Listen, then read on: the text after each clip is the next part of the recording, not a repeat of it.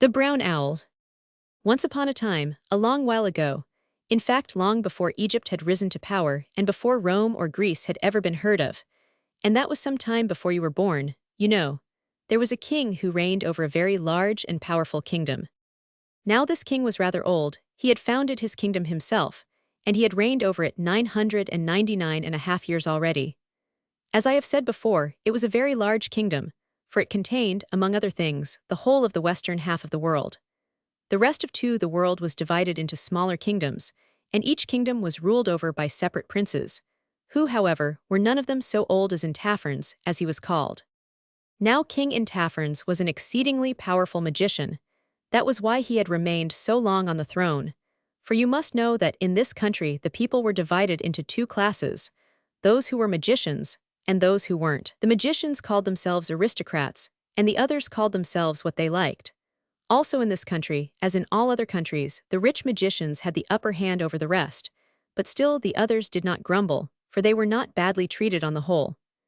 Now of all the magicians in the country the king was the greatest, and no one approached him in magic power but the chancellor, who was called Marimineral, and he even was no match for the king. Among other things, King Intaferns had a daughter, who was exceedingly beautiful, as indeed all princesses are or ought to be.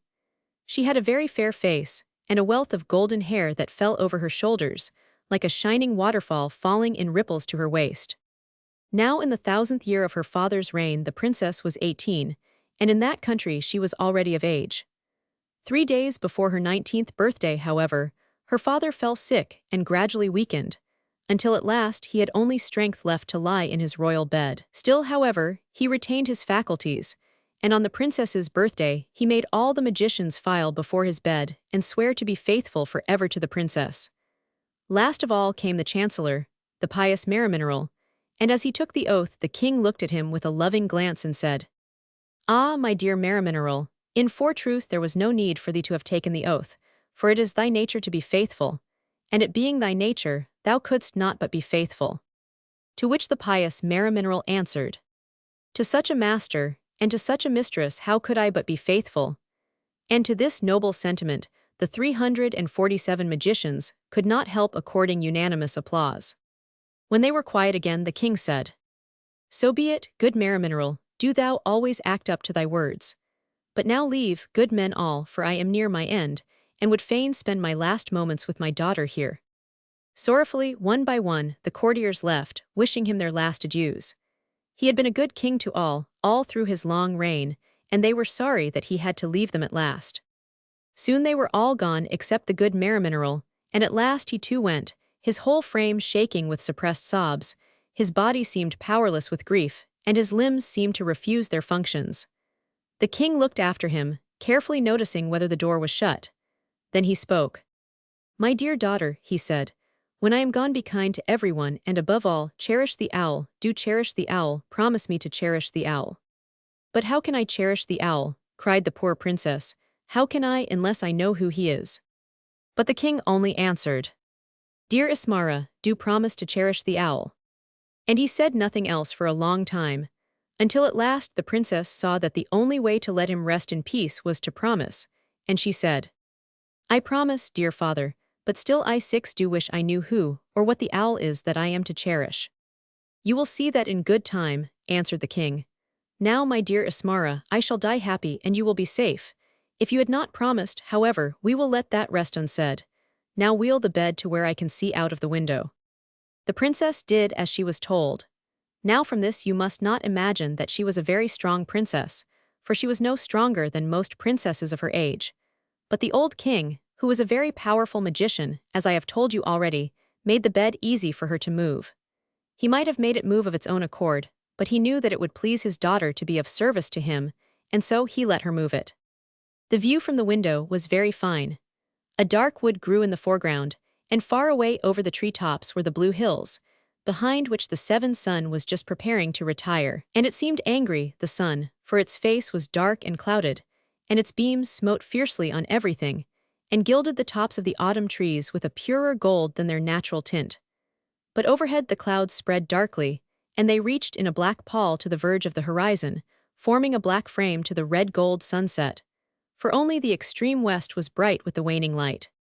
The princess sat on the bed beside the king, and the dying sun lit them both and fell with a ruddy glare on the king's hard countenance, as if it knew that his work on earth for the day, and forever, was done. "Is it not grand?" cried the old king, as if the glorious sight warmed his blood again and made him once more young. "And is it not grand to think of the power that thou hast, my daughter? If thou but raise thy little finger, armies will move from world's end to world's end. Fleets come daily from every land for thee alone, all that thou seest is thine, and utterly within thy power. Think of the power, the grand power of swaying the world." But long before he had got thus far, the princess was weeping bitterly, partly at the overwhelming prospect, and partly from her great grief. She seized her father's hand and kissed it passionately. my father," she cried, "say not so, they are all thine, not mine, for thou livest still, and all is yet well." But the old king cut her short. "Dost thou see the sun? Look, its lower rim is already cut by the mountains. When its disk is hidden, I too shall have joined the majority, and my soul will have left my body, and the power will be thine. But above all cherish the owl. Never go out of its sight, for if thou do, some harm will happen." As he stopped speaking, a flash of 9 lightning lit up the sky, and the sullen roar of distant thunder followed. From every church in the land, the passing bell tolled forth, and the solemn sounds came swelling on the breeze. Again came the flash of lightning, and again the thunder, and now the splash of falling rain accompanied and almost drowned the thunder. The sun's rim was now almost down. For the last time the old king kissed his daughter, as she hung weeping on his neck. Again the lightning came, but this time the thunder was drowned in a more fearful sound. Never before had the sound been heard, except at the death of the princess's mother. It was the passing bell of the cathedral of the town. And as its sound went forth throughout the whole land, men shook their heads in sorrow, for they knew that the soul of the good king had left his body. Through the whole land the news was known, to every one except to the princess. For she lay on the bed, passionately kissing the dead face, not yet cold in death, and calling on his name in vain. For the ears of the dead are closed to the voice of the charmer, charm he never so wisely. Gradually the voice of the princess died away into low sobs, and her breathing came more regularly, and in spite of the tolling of the death bell she slept, worn out by her grief. No one came near her, for at the court no one was allowed to enter the royal presence without a command, whatever happened. So for a time the princess slept on, clasping the still face to her warm cheek. But at last, the death cold of the face wakened her once more to the death cold of the world. For a time, her wakening dreams refused to let her believe the worst, but the stern reality forced itself on her. She raised herself on her 2 arms, and gazed through the darkness at the white face that made her shudder, when her longing eyes at last traced out its lines, as a flash of lightning lit it up. She sprang off the bed with a wild impulse of calling for help. But no sooner had she got to the door, and had given the call, than she once more fainted, and seemed for a time lifeless. When she came to herself again, she was in bed in her own room. It was still night, and at the side of her bed, a night light was burning in a glass shade. She could not understand what it all meant, but her head did ache so, and she could not tell why they were making such a noise at the far end of the room. For you see, she was lying on her back low down in the pillows, and so she could not see beyond the foot of the bed. However, she raised herself on her elbow and looked. For a short time she could see nothing, for the room was somewhat dark, as the nightlight gave 12 but little light, but at the other end of the room a large fire was burning, and by its light the princess saw a strange scene. For in the middle of the floor she could make out a group of 3 ladies-in-waiting, who were struggling with a large black object. What it was the princess could not see, but it seemed to be attempting to attack the court doctor, who was huddled up in a corner with his umbrella spread out before him, and he was gradually sinking down behind it, giving vent to the most horrible groans and shrieks for mercy, and calling to the ladies to keep it off. However, in spite of their efforts, the thing was gradually drawing them nearer and nearer to the poor doctor. But the strangest thing of all was that the doctor's face was lit up by 2 distinct rounds of light. It was just as if someone had turned the light of a bullseye lantern on him 13, and this the princess could not understand at all. However, she lay still and watched. The doctor got farther and farther behind the umbrella, until only his head appeared over the top of it. At last he shrieked, "Send for a regiment of lifeguards. Let them shoot the owl. It is necessary for the health of the princess. Owls are very bad things to have in bedrooms. They bring scarlatina, and they always carry the influenza epidemic. Lifeguards, I tell you, send for them." But still the thing came nearer, and with an agonized shriek of the owl, he sank altogether under the rim. This loud cry of the owl roused the princess, and she remembered her promise to cherish the owl. So she called to the ladies-in-waiting, and they, astonished, let go the thing, and the owl immediately flew at the umbrella, underneath which the doctor was coiled up and perched on the top. 14 The princess, however, thought it was rather rash to have promised to cherish the owl if it was going to eat up her physicians in that reckless manner. However, the owl did not seem aggressive, and only seemed as if it were waiting for further orders. The princess determined to see if it would come when it was called, like a dog. So she called in a sweet, persuasive voice, "Come here, good owl." Immediately the dark shape of the owl flitted noiselessly to her side as she sat on the bed. The wind of its flight blew out the flickering nightlight in spite of the glass shade. But the glittering eyes of the owl lit up the whole room, so that there was no need of light. As it alighted on the bed, it turned its eyes on the princess as much as to say, "What shall I do now?" But the fierce light of the eyes was softened as it turned to her, as if the 15 owl feared to hurt her with the blinding rays. "Cherished owl," said the princess, "why didst thou hurt the physician?" The owl shook his head, but the princess could not understand whether he meant that he did not know why he had hurt him, or if he meant he had not hurt him. So the princess told one of the ladies-in-waiting to remove the umbrella from over the doctor. But this was not so easy as it sounded, for the doctor held firmly onto the handle, and in spite of the united efforts of the 3 ladies-in-waiting he managed to hold on. At last the princess lost patience. "Go and help them, good owl," she said. And the owl, overjoyed, flew to the doctor, and seizing the top of the umbrella flew with it up to the ceiling. And as the doctor still held on, he flew round and round, until the doctor, hitting the top of a cupboard, let go, and fell in a heap in the middle of 16 the floor, where he lay half unconscious, repeating as he sat, "Orange juice for influenza. Try a Seidlitz powder and a blue pill, and keep the owls out of the room and take a warm bath, and send for the lifeguards." But the princess did not seem inclined to send for them. And in truth, it would have been rather awkward for the horses to get in, as the room was on the 2nd floor. So the princess told the ladies-in-waiting to drag him out of the room, and they obeyed. But as he went he said, "Sleeping in unaired sheets causes rheumatism, sciatica, pleurisy, pneumonia and owls." And as the door closed they heard him say, "Gregory powder and Epsom salts." The poor princess, however, began to weep again, and the owl sat perched on the bedpost at her feet, watching her with his bright eyes. However, after she had cried thus 17 for a long time, she thought it would be better to stop her tears, for they were all in vain, as she knew but too well. So she rose from her bed, for you must know she had only been laid on her bed when she had fainted, and so she still had all her clothes on. Through the window blinds, the light of dawn was already beginning to show itself. So the princess went to the window and drew back the curtains, and let the bright sunlight shine into the room. A beautiful day was dawning after the last night's rain, and the sun was rising brightly over the edge of the blue sea. For a moment, as she looked out, everything was quiet except the shrill chirp of a solitary sparrow that seemed to have awakened too early. From the chimneys of the red-roofed town below her no smoke was rising, for all in the town were asleep still. Suddenly, with a rush, the morning 18 breeze came from over the land behind her, and with the rustle of the wind, everything seemed to wake and come to life once more. The solitary chirp of the sparrow was drowned in the flood of song that poured forth from the trees in the palace garden, and with the birds the rest of the living animals awoke. And from far inland, the lowing of the cows was borne on the breeze, and now and again came the joyful bark of the shepherd's dog as it recognized its master's whistle as he called it to work again among the sheep, whose plaintive bleating came softly, as if from a distance, to the princess's ear. Everything seemed joyful at the sight of the beautiful morning except the princess, and she felt oh so lonely, for it seemed as if her only friend had gone from her forever.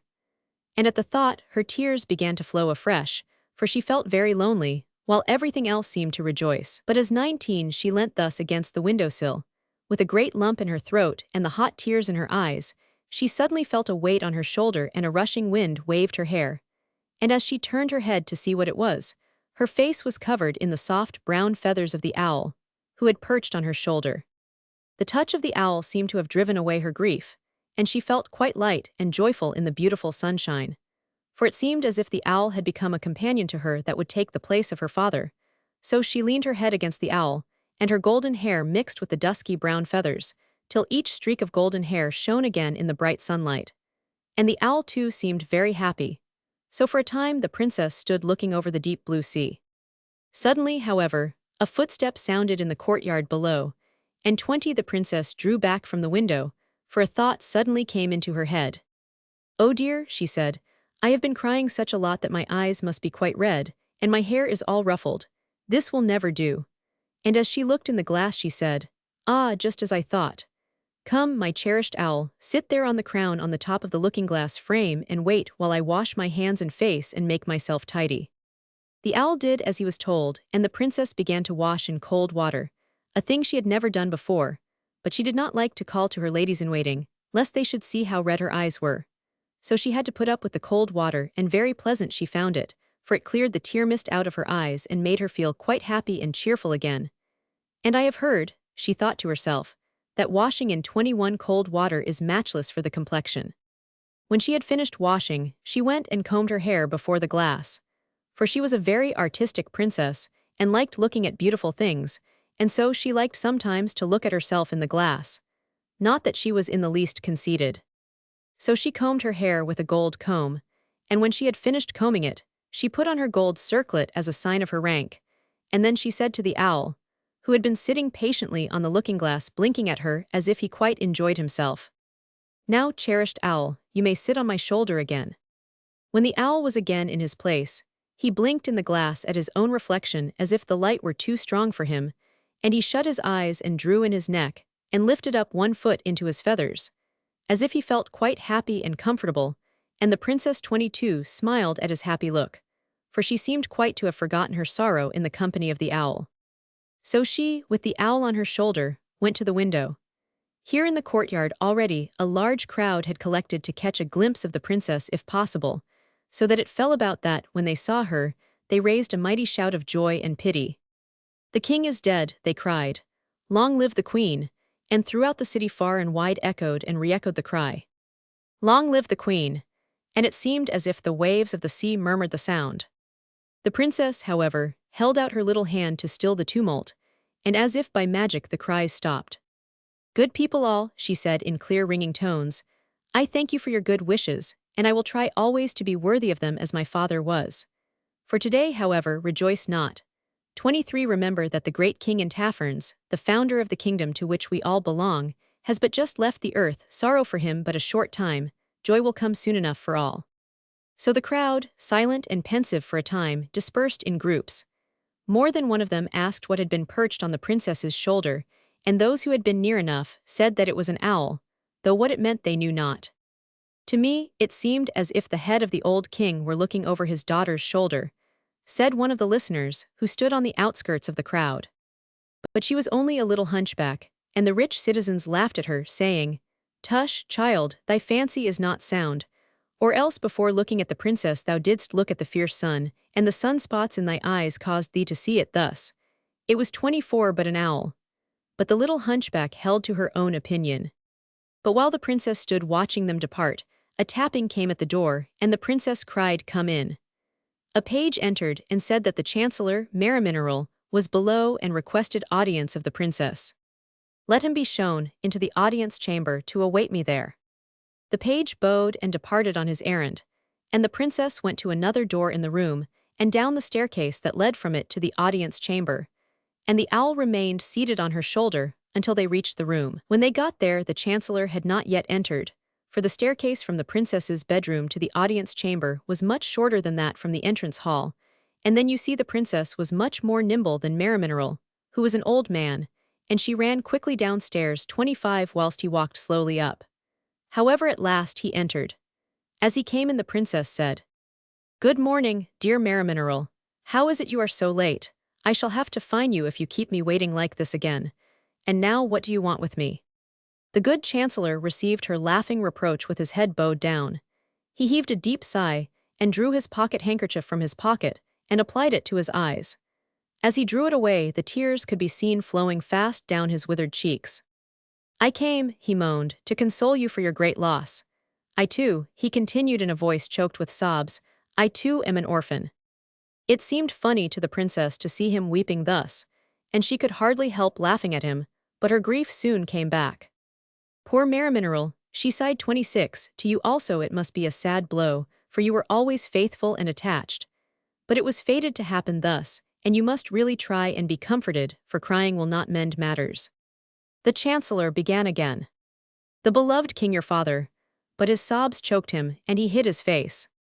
The beloved king your father, echoed a loud voice, exactly mimicking the tones of the Chancellor, but where the voice came from no one could tell. The Chancellor started. Did you say that? Said the princess. Not the second time, answered Marimineral. Who could it be? Said the princess, for there is no one in the room except the cherished owl, and you can't speak, can you, owl dear? The owl shook his head dismally.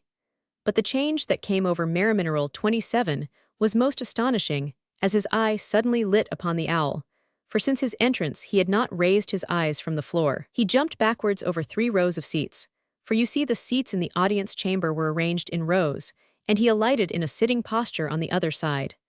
As he sat on the floor, he looked up at the owl in a terrified manner, then threw up his arms and fainted.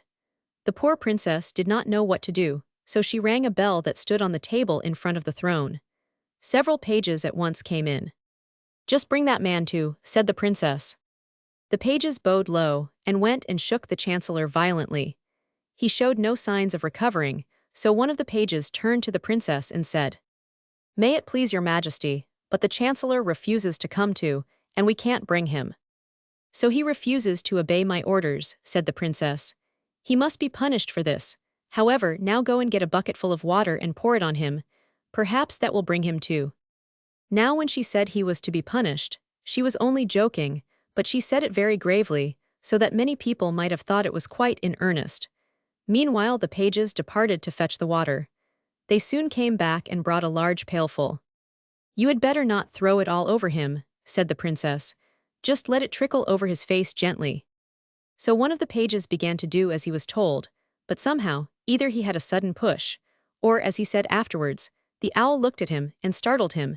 He let the pail go, and all the water and the pail too fell over the unlucky Chancellor.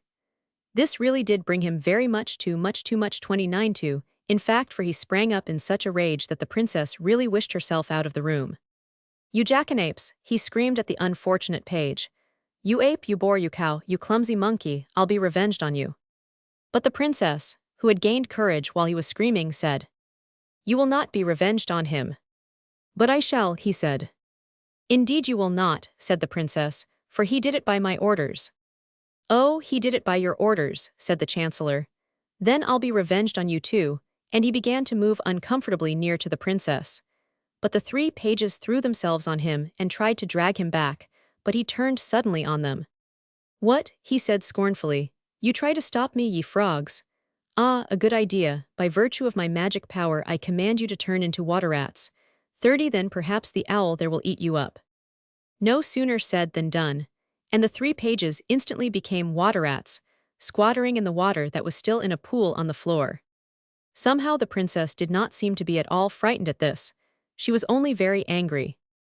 I thought I told you not to hurt those pages. Who cares what you say? Dear me, thought the princess, he is getting excessively insolent. I shall have to be severe with him in a moment. So she said, Turn those pages back again. I shall not. Then leave the room. I shall not. The princess did not know what to do. He was really very rude, and he was walking towards her evidently intending to attack her. When he was within 10 feet of her, he stopped 31, and though he tried to get nearer he could not. Ha ha, he cried. You think to keep me off by magic, but it is not so easy, I can tell you. By virtue of my magic power I command you to turn into a mouse. But the princess, leaning her head against the soft feathers of the owl, only smiled, and did not turn into a mouse at all. The Chancellor seemed perplexed. Is that not enough for you? He said. I thought I told you to turn into a mouse. But the princess smiled calmly and said, Do you suppose I am going to do anything of the sort? You have forgotten your manners to speak to your queen thus. I believe there is a fine of 5 shillings for anyone who speaks to the king or queen without saying, Your Majesty. You had better pay it, Sir Chancellor, and turn those 32 pages back again, or I shall have you turned out of the kingdom. But the Chancellor laughed. You can't send me out if you wanted to. Meanwhile I shall not turn those rats back, for if I am not much mistaken your owl there will carry them off." It really seemed as if the owl were going to obey him, for greatly to the princess's surprise, it sprang off her shoulder and seized the 3 rats, one in each claw and one in its beak. But it returned at once to her and laid them squeaking on the table in front of her. But no sooner did they touch the table than they turned into men again, just as quickly as they had become rats. When Marimineral saw this, he became perfectly frantic and tried in vain to get at the princess. He even went back a little and tried to run at her. But it was no use, for no sooner did he reach a certain spot than he was suddenly stopped, just as if he had run against a wall. At last he 33 became so frantic that the princess could stand it no longer. So she said, "Will you be quiet, you naughty old man? Leave the room or I will send for the police." But Marimineral answered, "Oh, send for the police, and the soldiers and sailors and candlestick makers." So the princess rang the bell that stood on the table. A page at once appeared at the door. "Send for a policeman, and ask him to step this way." The page looked astonished, but he saluted and left the room. Almost immediately a policeman came in, for you see there was one always on the palace steps. He entered the room with a low bow. "Take the chancellor out of the room," said the princess, "and put him in prison for 3 days." But the policeman shook his head. "Excuse me, mum, I mean your most gracious majesty, but it is against the law to imprison a member of parliament, much less a chancellor." The chancellor laughed sarcastically. "Oh, is it?" said the princess. "Never mind, take him into custody, I depose him, he is no longer chancellor." Marimineral looked astonished, but the policeman cleared his throat and said, "Come, I say, young fellow, will you go quietly, or shall I make you?" "Oh, make me by all means," answered Marimineral. So the policeman advanced and held out his hand to take him by the collar, but had no sooner touched Marimineral than he fell to the ground as if he had been thunderstruck. The chancellor smiled. "I told you so," he said. The princess was now thoroughly 35 nonplussed. However, she rang the bell again. Again the page appeared. "Summon the lords of the council, let them come here at once." Almost immediately afterwards the lords appeared. As they came in, each one bowed profoundly to the princess. But in spite of their grave appearance, they could not help looking astonished at the policeman, who was lying on the floor, and at the 3 pages who were still sitting on the table, for as they had not yet been told to go they could not depart. But each one took his seat without questioning. Last of all came the court doctor, who looked in an alarmed manner at the owl. Nevertheless he took his seat. When all was quiet, the princess began to speak. "My lords," she said, "I have been obliged to assemble you on the first day of my reign, but the matter is a very grave one. I have found it 36 necessary to dismiss the chancellor for these reasons. First, he attacked these 3 pages who were executing my bidding, next he attacked me, and lastly he attacked the law in the person of the policeman there whom he knocked down. Now I ask your advice as to how I am to get rid of him, for he refuses to leave the room at my command." So spoke the princess, but before anyone could answer Marimineral spoke. "My lords," he said, "are we, the lords of the kingdom, to be governed by this schoolgirl, who is not even a magician as we are? What good has she ever done us? What power is to keep us from deposing her and electing as a ruler one of ourselves?" But before he could finish, a perfect uproar of shouts of rage interrupted him. The princess put her fingers in her ears to keep out the sound, and when the lords saw that the noise was annoying her they stopped at once. 37. When they were quiet the princess spoke again. "What he has just said is right," she said. "I have no right to reign over you, for I am but a girl. Do you therefore elect a ruler?" For a moment all was silence in the council, but all eyes were turned on a lord who stood next to Marimineral in rank. He was a portly man, and a great magician too, though his power was not quite so great as Marimineral's. When therefore he saw that all eyes were turned on him, Lord Lysic, for so he was called, rose. "Your most gracious majesty," he began, "although you had no need to command us to elect a ruler, we are of course bound to obey your commands, whatever they are. I therefore speak, giving my vote, and I believe the vote of all the rest of the assembly, that you shall be our ruler according to the oath which we swear to your father." And then turning to the rest of the assembly, he said, "Am I not right, my lords?" And with one voice they answered, "We will die for our Queen Ismara." Only one voice objected, but as that was Marimineral, no one noticed him. So the princess rose and thanked them for their confidence in her, though to tell the truth she had known all along what they would say. That done, she said. And now, what are we to do about turning this man out? For he refuses to go of his own accord. No one could suggest anything better than to send for the lifeguards and let them carry him off. But before this was done, they decided to try to persuade him to go. But it was of no use, for he stood on the spot where he had stopped, with his arms folded and his hat on, looking down at the ground in a brown study, and he 39 took no notice of anything they could do, even though they rang the bell close to his ear. Now he did no particular harm as he stood there, but you see no one could tell whom he might attack next. So they determined to send for the lifeguards as a last resource.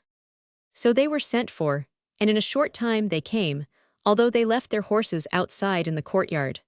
50 of them were then marched into the hall, and they were ordered to move the man out. So they divided into 2 parties of 25 each, and they put a rope round him, and each body of 25 took an end of the rope and pulled, but it was no good, for he took no more notice of the pulling than if he had been Samson or any other strong man. So the 50 gave up the attempt in despair.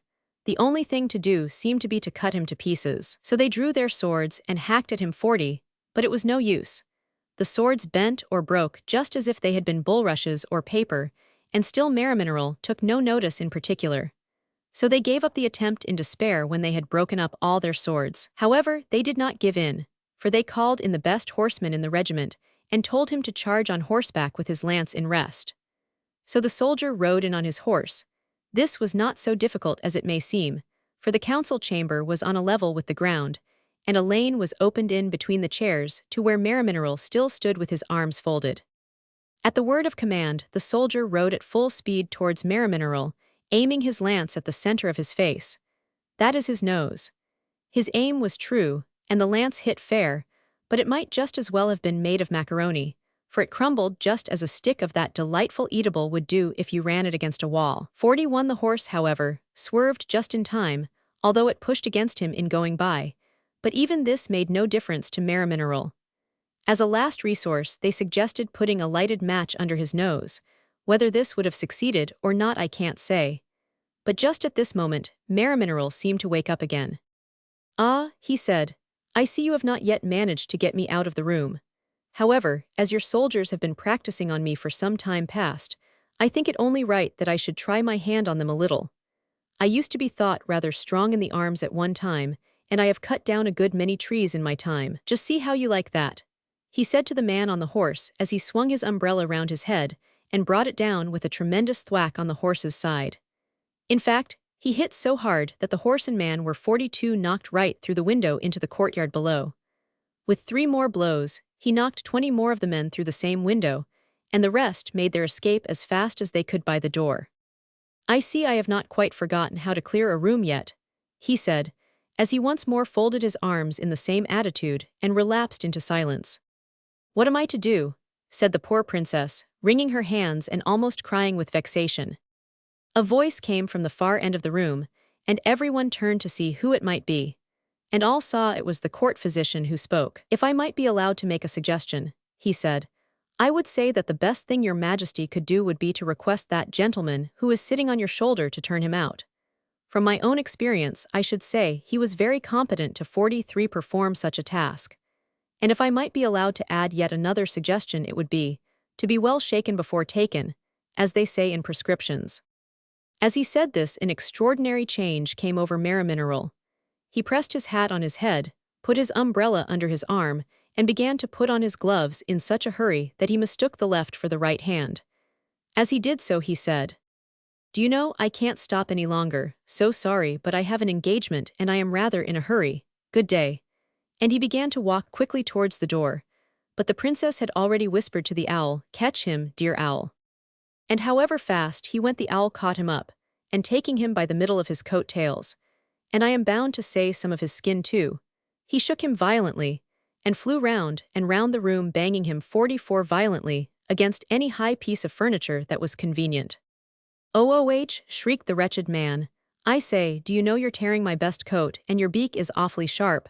Oh, ouch," and he filled the room with his shrieks. After they had continued like that for some minutes, the princess said, "I think he has been punished enough now, cherished owl, so let him down." The owl did as he was told, not, however, without giving him a sly tweak with his bill that must have hurt him a good deal. "I'll be revenged on you," roared Marimineral. "You've spoilt my Sunday coat, and I shan't be able to afford another for I don't know how long. I'll be revenged on you." And he took out a red pocket handkerchief and began to swage the blood that was coming from the bite, all the while abusing the owl and the princess and threatening to be revenged. "You had better be quiet and go," she said. "I shall not." "Oh, very well," she answered. "Perhaps you would like to try the owl again." At the same time, the owl gave him such a look from its gleaming eyes that he turned first red and then white with fright. He made a dash for the window, and he was in such a hurry that he left his umbrella and one of his gloves behind him. He jumped right through the window high into the air, and as soon as he got outside, strange to say, he began to burn furiously, and he went gradually up into the sky like a fire balloon. Just as when a piece of tissue paper is put on the fire, if you are not careful, it will fly blazing up the chimney. They watched him out of sight, and then the princess said with a little sigh of relief, "That's an end of him at last." But the owl shook his head. He knew better. When he was thus, at last got rid of the princess, said to the physician, "How can we ever thank thee enough, good doctor, for thy timely suggestion?" "Oh, your majesty," said the blushing doctor, "experience does it, and I had plenty of that this morning. Do you know, I think I shall never be free again from pain, although I have bathed in opodeldoc and arnica, and I am clothed from head to foot in court plaster." The princess smiled and said, "I am afraid the owl is a little over-vigorous in such matters. However, I will give orders to the court apothecary to supply you with remedies at my expense until you shall be cured." She then said to the 3 pages who still sat on the table, "I must ask you to depart now, as Parliament cannot carry on business 47 with strangers in the house. However, ye are, I believe, pages. I will turn over a new leaf and will advance you each a step in rank. Now, however, go." Thanking her profusely, they went. When they had gone, the princess turned to the counselors and said, "As there seems no further need to keep you, I will detain you no longer." Having her permission, the counselors left the hall. Last of all was Lord Lysick, and he remained as if hesitating whether to go or to stay and speak to the princess.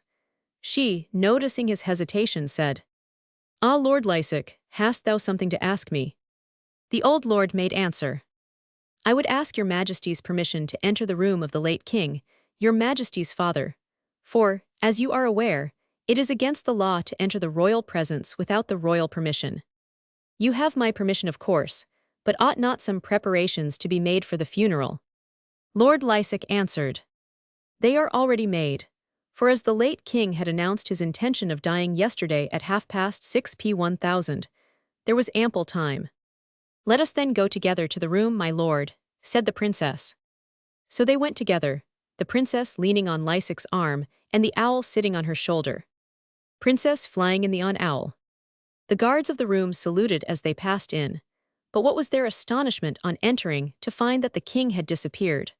When they asked the guards who had come into the room during the day, they replied that no one had been near the room during their watch, and the guards of the watch before said exactly the same thing. All over the palace inquiries were made, but to no purpose, and the rumor gradually spread to the town 49, and throngs of anxious citizens flocked about the palace gates to ask, but neither they nor anyone else ever heard what had become of him, and it is my opinion that the king himself is the only person who knew anything about it.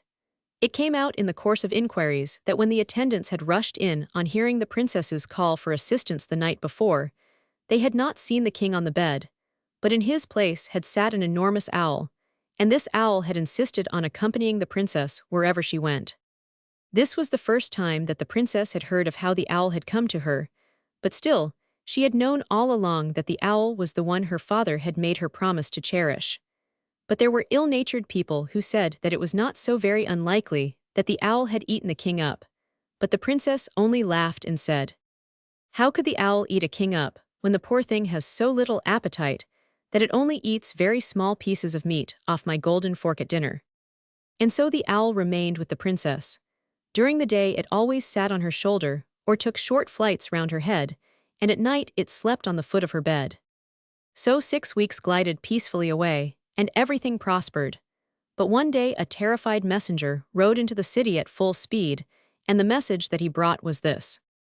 Marimineral, who, as the owl had said, was by no means done with, had been inciting the people of far-off lands such as Mesopotamia and Padanaram and Ireland to rebel, and he was now marching against the princess at the head of an immense army, laying waste the country for miles around. At the rate he was coming, however, it would take him a fortnight 51 to get near the country round. So you see there was no immediate danger. Still, an enemy's army could not be allowed to remain in the country unopposed. So the princess gave Lord Lysic the order to assemble the army. And, as you may imagine, it was an immense one when it did assemble. I can't say how large it was, but if you could have stood on a hill in the center of the town, you would have seen nothing for miles around but shining silk banners and glistening helmets and lances. Never before had the world held such an army, and it never will again. Yet this army even was hardly as large as that of the enemy. The command of the army was given to Lord Lysic, for he was well known to be the most prudent man in the kingdom. 3 days passed till the last of the army had started, and all the while the princess stood at the window and watched them march along the winding 52 street below. And the knights and men at arms were inspired with fresh courage at the sight of such a princess as they had to defend. And they cheered so loud and long that it seemed like the continual roar of the sea beating on a rocky shore, sometimes rising, sometimes falling, but always sounding. The princess indeed felt quite lonely when they had all gone, even though their shouts did make her head ache. However, she consoled herself by riding all day towards the army and returning at night to the lonely town. So she occupied 3 days, and the owl always flew over her head, protecting her from the sun when it was too hot, or else sitting on her shoulder or on the horse's head, although the horse did not like it at all. For 3 days no news came, but on the 4th, as the princess was riding out with her ladies-in-waiting, she saw at a great distance, in front of 53 her, along the straight white road, a cloud of dust that was coming swiftly towards her. As it came nearer, she could see the glint of armor, and soon she could plainly see the form of an armed knight galloping at full speed towards them. He came so fast that they had to rein their horses to one side that they might not be run down. At first he did not seem to know who the princess was, or perhaps he was going so furiously that he could not see. At any rate, he had almost got past them before he recognized her. As soon as he did, however, he drew up, but so sudden was the action that the horse first sank back on his haunches, and then bounded so high into the air that the marks that his hoofs made when he alighted on the ground again were a foot deep in the hard road. As soon as the plunging of the horse stopped, and the princess could make herself heard, she said, "What news, Sir Knight, from the front, that thou ridest in such haste?" "But bad news, I fear," answered the knight. "What say you?" said the princess. "Bad news, and with such an army as he had. Has some fresh rebellion broken out among the men?" "No rebellion, but plain fighting has beaten us. But what can we do against such foes? This Marimineral, alone, rides on a green dragon, and with one stroke of his sword he kills 100 men. Myself, I charged him with my lance, but as it struck his shield, it broke in pieces as if it had been made of glass. And it was fortunate for me that my horse carried me past him before he could strike me, for I saw him myself cut the knight of Pendred in half, as you would cut a radish, and if we slay 1,000 men during the day, he restores them in the night. So we have gradually been driven back, till after 3 days 55, fighting the army remains at Aracarp. Thence I started at 8 this morning, to hurry the reinforcements from Britain and Gaul. Alas, they are still at 3 days' march from here, though they are marching night and day. But thou saidst the army was at Aracarp, and that thou didst start today at 8 in the morning. That is impossible. Aracarp is 24 hours' journey for a fast horse, and it is now but 12 o'clock. Not even the horse that I ride could go faster than that, though he is said to be the fastest horse in the world, except Selim, the horse of the Prince of India. However, no time is to be lost. Sir Knight, will you escort these ladies back to the town and rest for a while?" "But what will you do, your majesty?" "I must ride forward to Aracarp." "To Aracarp, your majesty, what 56 will you do there? The battlefield is no place for a girl." "Nevertheless, I must go, for my place is with the army." "But if you are killed, what will happen to your people without their queen?" "What do they do now without their queen? Besides, once before the cherished owl has defeated this man, and he may do it again. If he does not, no power on earth could save me from death, for the army is being gradually defeated." "But your majesty could send the owl in a cage against the enemy." "I promised my father never to go out of its sight. No, I must go." "I beseech you then, your majesty, to allow me to accompany you, for the road to the camp is full of danger." "But your horse is tired, and even if he were not, he could never keep up with me. But if you will excuse the contradiction, I think I shall. Well then, have your own way, but mark me, if you lag behind I shall not stop. However, we are losing time. Let us go. And they set off, the princess ignoring the entreaties of the ladies that she should not go. The princess immediately started at the full speed of her horse, expecting that the knight would soon fall behind. But no, he galloped at her side as if the speed were not more than usual, and his great black charger seemed to enjoy the exercise, as though he had not already galloped over 100 miles that morning. The princess could not understand how it was, but she thought he would soon get tired and fall behind, but an hour passed, and he showed no signs of being fatigued. So she leant over her horse and whispered softly in his ear. Instantly the horse 58 bounded forward more swiftly than ever, so fast indeed that she could hardly keep her eyes open against the wind, and her golden crown was suddenly whisked away, and her beautiful golden hair streamed far out behind. Still the knight kept up, and seemed not the least distressed at the speed. The owl meanwhile was flying far overhead, but she was not at all surprised at his keeping up, for nothing seemed impossible to him. After they had been riding thus for nearly 2 hours, they came to a place where the path was crossed by a river, and here the princess thought it advisable to stop and rest a moment, and to let the horses drink. So she called to the knight to stop, as she was going to get off for a moment, and he at once sprang off his horse, and coming to her saddlebow held her stirrup for her to dismount. When she was off, she leaned against a tree looking at the horses as they drank eagerly from 59 the river, and then came out to browse for a moment on the bank. Then she went to where the knight's horse stood, and patted him on the neck, for you see he was not a very fierce-looking animal, and she was not at all afraid of him. "He's a wonderfully swift horse, Sir Knight," she said suddenly, "and I believe there is no other horse in the world as swift, not even Selim, the horse I spoke about, that belongs to the Prince of India." The knight nodded. "He is a good horse, but he is no better than Selim, your majesty, for I know Selim very well." All this while he had kept his visor down, and the princess had been too polite to ask him to raise it, even though it was rather rude of him to keep it down. So she could not tell who he was. She knew all the knights of her own kingdom by sight, as well as most of her allies, for you must know that a great many foreign princes had 60 sent her troops to assist her against the rebel. She looked at the device on his shield. It was a crowned tiger, but that did not help her, for she did not know whose crest it was. So at last, when she could bear her curiosity no longer, she determined to ask him. So she said, "Sir Knight, should you think me very rude if I were to ask you whether you are under a vow of hiding your face?" "I am bound by no such vow, but why do you ask, your majesty?" "Because ever since I have seen you, you have kept your visor down, and I thought perhaps it was on account of some such vow." "I beg your pardon 1,000 times, your majesty," said the knight, "but I did not remember that I had let it down, for you see I look through its bars without noticing the difference. But I hope your majesty will pardon the absent-mindedness." And he raised the visor, at the same time bowing low 61 to her.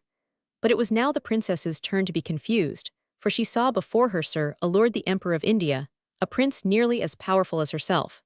She blushed with shame and then said, "Oh, Sir Knight, I mean your royal highness, it is I who should crave your pardon, for all the while I have addressed you as Sir Knight, instead of as your majesty. But I am very sorry." But Sir Lord said, "Nay, your majesty, you have the right to call me what you will, for I am always your humble vassal." "My ally, you should say, your majesty." "I am always your servant, not your ally, your majesty."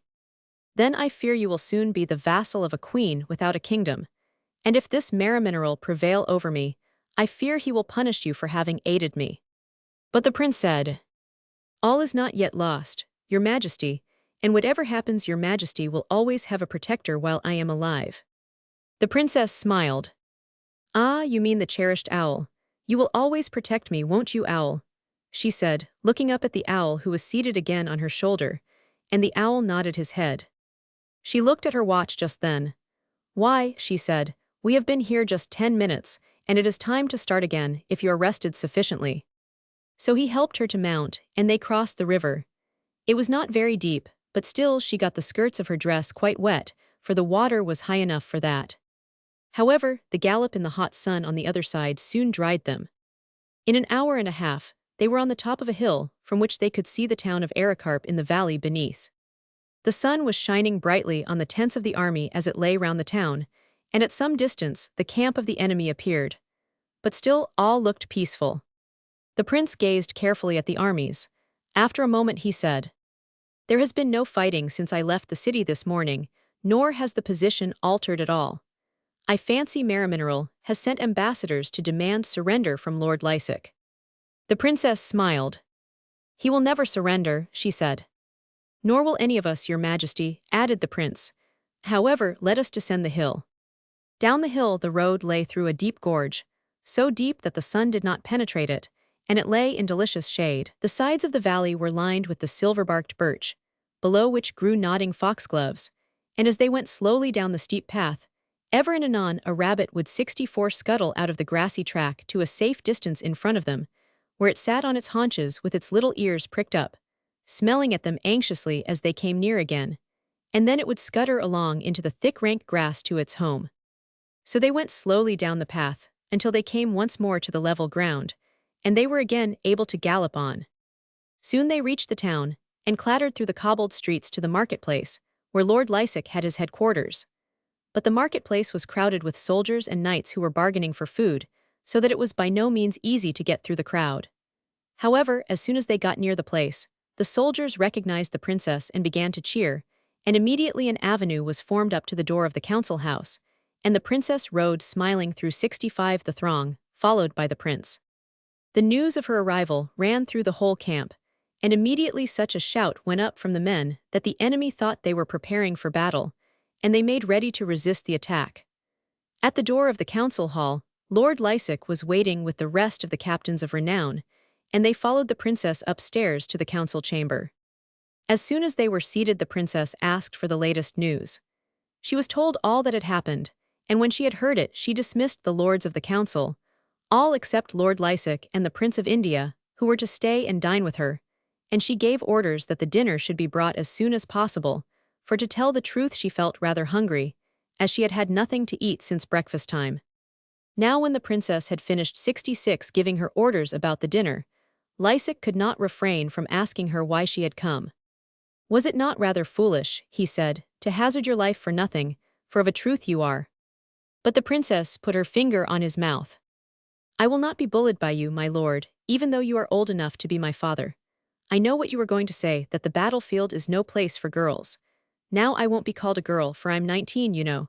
His Majesty the Emperor of India there insulted me by calling me a girl, and I have not forgiven him yet. Besides, you'll spoil my appetite for dinner if you lecture me. It always does, so do be quiet now, at any rate till after dinner." So Lysick had to be quiet, and they talked about something else till dinner time. Just as they had finished, a frightful 67 shouting outside made them drop their dessert knives and run to the window, but as the window did not face on to the street, they could not tell what was the matter. So the princess rang the bell, and when the servant appeared, she asked him what was the cause of the shouting. "May it please your majesty, ambassadors have arrived from the enemy and would speak to you. Show them this way, and send at the same time for the lords of the council." So the servant went, and in a short time a heavy stumping was heard on the stairs. Suddenly the door burst open and the ambassadors entered. They were a rather remarkable pair of ambassadors, although they could hardly be said to pair well, for the one was an enormous giant with a long beard, dressed in leaves mostly, and so tall that he could not stand upright in the room. In his hand, he 68 carried an enormous pole, from the end of which a spiked ball dangled. The other, however, was very nearly his opposite in everything, for he was very small, a dwarf in fact, and he was dressed in very tight yellow armor, and from the top of his helmet a crest of red roses hung down to his saddle, for you must know he had insisted on not getting off his horse, or rather pony, for that too was very small. In fact, it just fitted the dwarf.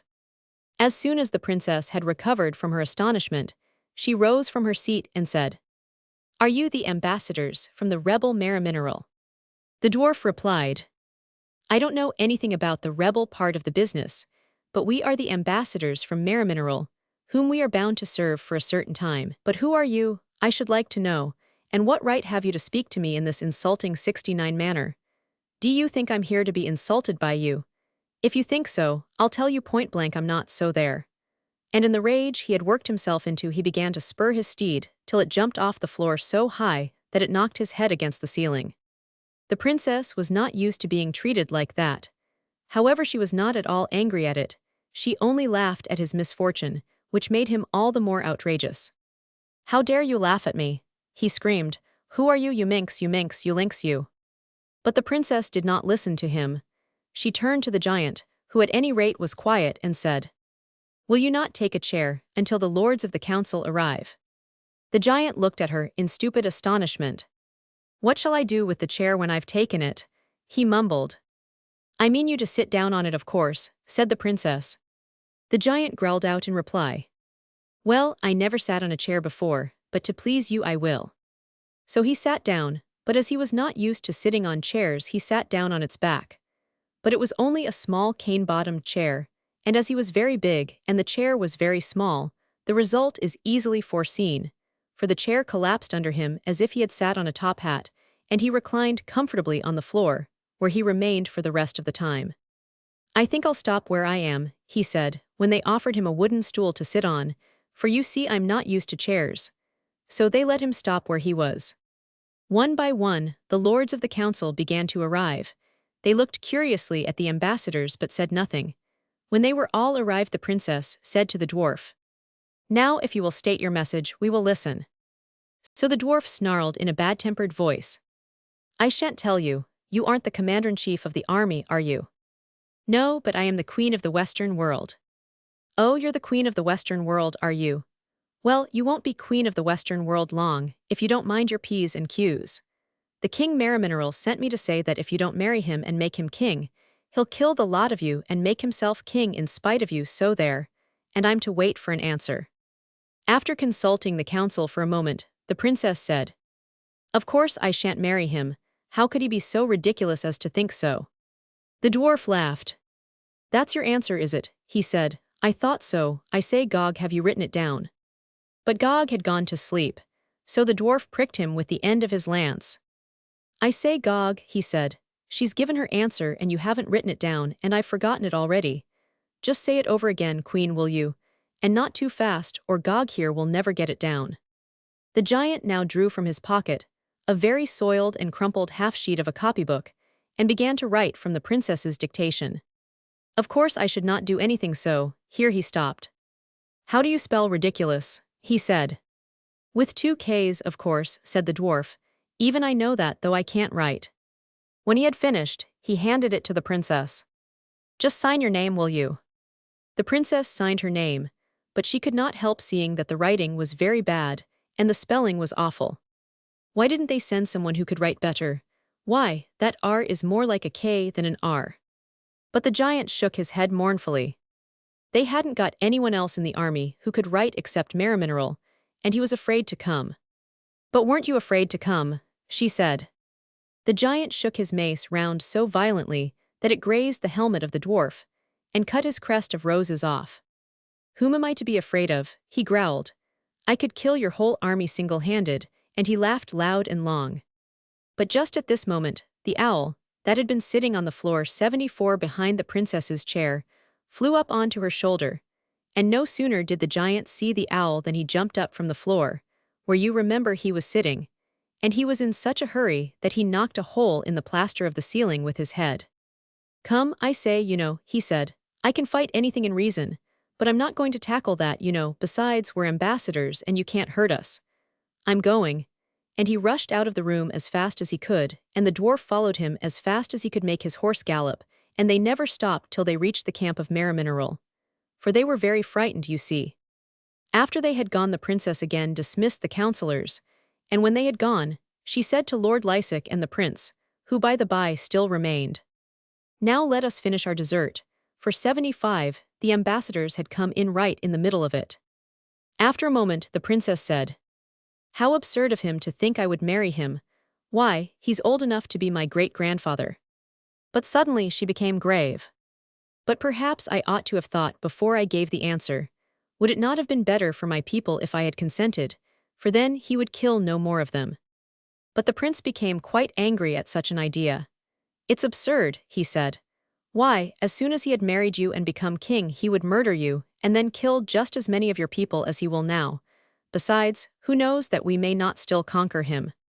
The princess turned to Lord Lysick. "What do you say, my lord?" she said. "I think just as the Prince of India, For even if he did not murder you, he would oppress the people without 76 mercy. And besides, your people would never allow you to marry him, so that is out of the question." The princess gave a sigh of relief. "Since you say so, Lord Lysick, it must be right. Besides, I don't think I could ever marry him. He is such a very unpleasant sort of man." And the prince answered, "You are quite right there," and he seemed quite happy again. Soon after it became evening, and Lord Lysick had to go out to look after his army, and the prince too went to see that his men were all prepared for any night attack, for his men were right in the very front of all, and so they were quite close to the enemy, who might at any time begin an attack. So the princess was left all alone with the owl, but she did not feel lonely with him, for he was very sociable, and would do anything that he was told to do. So they played hide-and-seek till it was too dark to 77 see any more, and then she went to bed and slept soundly till the rays of the sun falling on her face the next morning woke her up. She was soon dressed, and when she had finished she went into the next room, where she found Lord Lysick already awaiting her. "What does your majesty intend to do this morning? For I shall not be with you, as I am going to order the army to advance to the attack, and so your majesty had better stay within the town for the rest of the day." "Indeed, I shall do nothing of the sort," she answered. "I am going to lead the army today to see if we cannot regain some ground, for I had rather die fighting than be driven back like this, so please don't say I mustn't go. Besides, the owl will protect me. He promised to, didn't you, owl?" And the owl nodded. "But they may shoot the owl with their arrows, and then—" "But the owl before now has conquered Marimineral himself, and he may still do it. Oh, please don't tell me not to go.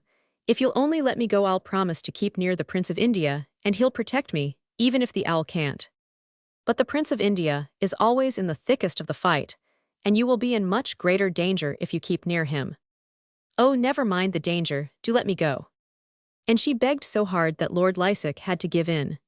She put on a breastplate and a sword, but she would not put on a helmet, for she said that it made her head ache, and that no one would know who she was if she covered her face up. So she only wore a gold circlet on her head, as she usually did, and besides this she carried a silver shield with the royal crest on it, and a small lance just like a knight's spear, only not so heavy, and 79 thus mounted on her white horse she rode to the very front of the line of battle, and there she found the Prince of India at the head of his men.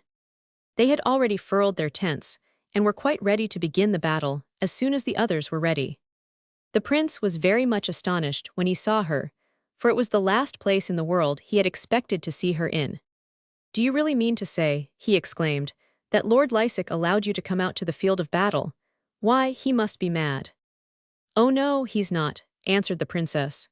"But you see, if I only beg hard enough he'll let me do whatever I like, and then I promise to keep near you, for I thought you would protect me. However, you don't seem very glad to see me. Perhaps you think I shall hinder you, so I'll go and ask someone else to take care of me, as you don't seem to relish the 80 task. Good morning," and she began to move off, but she knew very well that he would not let her go like that, and to tell the truth she rather hoped he wouldn't, for she thought she would like him to take care of her better than anyone else in the army. Of course he did stop her and said, "If you really insist on stopping on the field, no one is more fit to take care of you than one. So do stop." And she allowed herself to be persuaded to stop with him. Just as they had managed to arrange it so, a trumpet blew in the direction of the town, and immediately troops of knights and men-at-arms began to pour out of the gates, and to form the line of battle, and as each band of men came along they cheered long and loud at the sight of the princess. And the princess felt very happy, for she liked to know that her people loved her. Gradually the immense army came into one long line of 81 glistening steel, and again the trumpets sounded, and the line began to move forward like a wave of the sea, as it runs up the smooth sand sweeping all before it. The smooth plain which was to form the battlefield was dotted here and there with troops of cattle, which had come down in the night from the hills to feed on the long sweet grass, and they raised their heads in astonishment at the line of knights and bowmen that marched slowly down on them. So they shook their heads and galloped off straight in front of the line, with their tails high in the air, and they were in such blind haste that they charged right through the lines of the enemy who were now approaching, and not only through them they went, but also through their camp, tossing the tents into the air with their horns as they went by. However, at last they reached the hills, and did not disturb the combatants any more. Meanwhile the armies had got quite close together, so close indeed that they could see each other's faces quite plainly, but they did not seem particularly eager to fight. So when they had got thus far they halted, and looked at one another. As yet Marimineral had not arrived, for to tell the truth he was never a very early riser, and he did not see why he should hurry himself, for you see, he was quite sure of winning the battle without much trouble. Just opposite the princess was the flower of the enemy, and she recognized many of the great men of the countries that had rebelled with Marimineral. They did not seem particularly happy where they were, and especially when the princess looked at them, they looked very red and uncomfortable, as if they did not like it at all. "I do believe they're ashamed of themselves," she said to the prince, and he answered, "They certainly look like it." "Do you think," she asked, "if I were to go over to them and offer to pardon them that they would leave Marimineral and come on my side?" The prince thought a moment. "I believe they would," he said. "Only if I were you I would not go, I should send an ambassador or a herald." But the princess shook her head. "That would never do," she said. "I'm sure they'd be offended at that. Why, it would look as if I thought they were not to be trusted, and besides they would not hurt me. No, I'll go to them quite alone." But the prince said, "You had better let me go with you, for if they did attack you it would be awkward. Besides, you know you promised to keep near me all the morning, and if you go without me you will not be keeping your promise, don't you see?" So the princess said, "Well, I suppose you're right, only you must come alone." And as he agreed to this they went forward.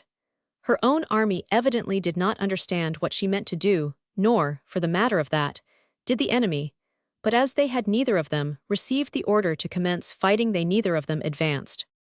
So the prince and princess advanced at a gentle trot until they were quite close to the others, and the owl sat on her shoulder. When they were quite close, the knights tried to get one behind the other just as if they had done something they ought not to have done, and were each afraid of being punished first. In particular the princess noted the giant and dwarf, the ambassadors of the evening before. They tried to hide themselves behind the others altogether. For the dwarf this was easy enough, but for the poor giant, he 85 could not manage it at all, he was so very big. However, she did not look at all angry, and she only said, "Good morning, my lords." And they replied in chorus, "Good morning, your majesty." So she went on, "I have come to ask you why you have assisted my rebellious subject, and what grievance you have. If there is any I will try to redress it." One of the nobles replied, "We have no grievances." "Then why have you fought against me?" "Because we could not help it, your majesty." "But I should have thought you could have helped fighting." "I mean, your majesty, that Marimineral threatened to kill us all if we did not fight." "Then you were not very brave. But that has nothing to do with it. 86 What I wish to know is, whether you will now submit to me again." "We would most willingly, only perhaps your majesty might inflict some punishment on us for our misdeeds." But the princess shook her head. "No, I will give you all a free pardon if you return to your allegiance." So the nobles gave a shout of joy, and they seemed quite happy again. And the princess too was overjoyed. However, she ordered them to go each knight to his own men and to tell them what had happened, and to conduct them to her own army. So they all went and did as they were told, and soon the whole army of Marimineral melted away, with the exception of a very few, and these were mostly the servants of Marimineral himself, and of the giant and the dwarf, who still remained faithful to him. However, they seemed quite unhappy about it. So the princess turned to them and said, "And you, sirs, will you not also join me?" But the giant shook his head, and the dwarf said snappishly, "Don't you know we ca?" But the princess answered, "No, I do not know why you can't." So the dwarf snarled, "We're bound to serve him for a certain time, whether we like it or not. I'm the king of the underground gnomes, we live in tunnels under the earth, and never come up unless we're obliged to." And the giant said, "I'm the spirit of the woods, that's why I'm dressed in leaves like this, and I'm the king of the foresters, and we live in trees." But just at this moment, a frightful roar came from the camp. "Why don't you begin?" it came. It was so sudden that it quite 88 startled the princess, but the giant shook his head mournfully. "He always roars like that when he's in a temper. He'll be coming out in a moment, and won't there be a row." Just then the voice came again. "Bring Popfilwusky to the door." "Popfilwusk is his dragon that he rides on," said the giant. And then some servants led the dragon to the door of one of the tents. It was a most marvelous-looking creature, for it had eyes as large as tea trays, and they twinkled awfully, and it was golden-colored all over, and it shone so brightly in the sun that it made the princess's eyes quite ache to look at it. And it was growling and prancing and kicking up the dust, and making more fuss than 50 horses could have done.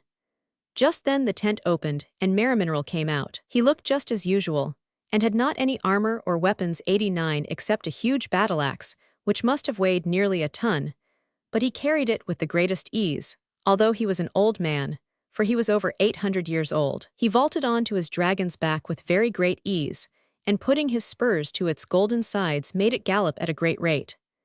As yet he had not seen what had happened to his army, for he was rather short-sighted, but when he had got within a few yards of where it ought to have been, he suddenly stopped as if he were bewildered, but then his eye fell on the princess and he roared out, "Oh, it's you, is it? I'll soon do for you," and he made his dragon fly towards the princess at a very great rate. But precisely the same thing happened now as had happened once before, for the dragon came to a sudden stop as if it had hit against a wall. The Prince of India did not understand it at all.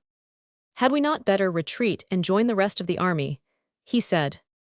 But the princess answered, "Oh no, we're quite safe here. He won't be able to get at us.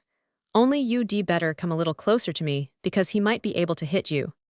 So the prince came a good deal closer, and they sat watching the frantic efforts of Merimineral to get at them, but it was no use. Suddenly, however, he changed his mode of attack. He made his dragon fly high into the air, so high indeed that it would have been invisible if its golden coat had not shone brightly in the sun. It was quite unpleasant to look at him, for he was so high up that it made them feel dizzy as it shone out against the sky, miles high.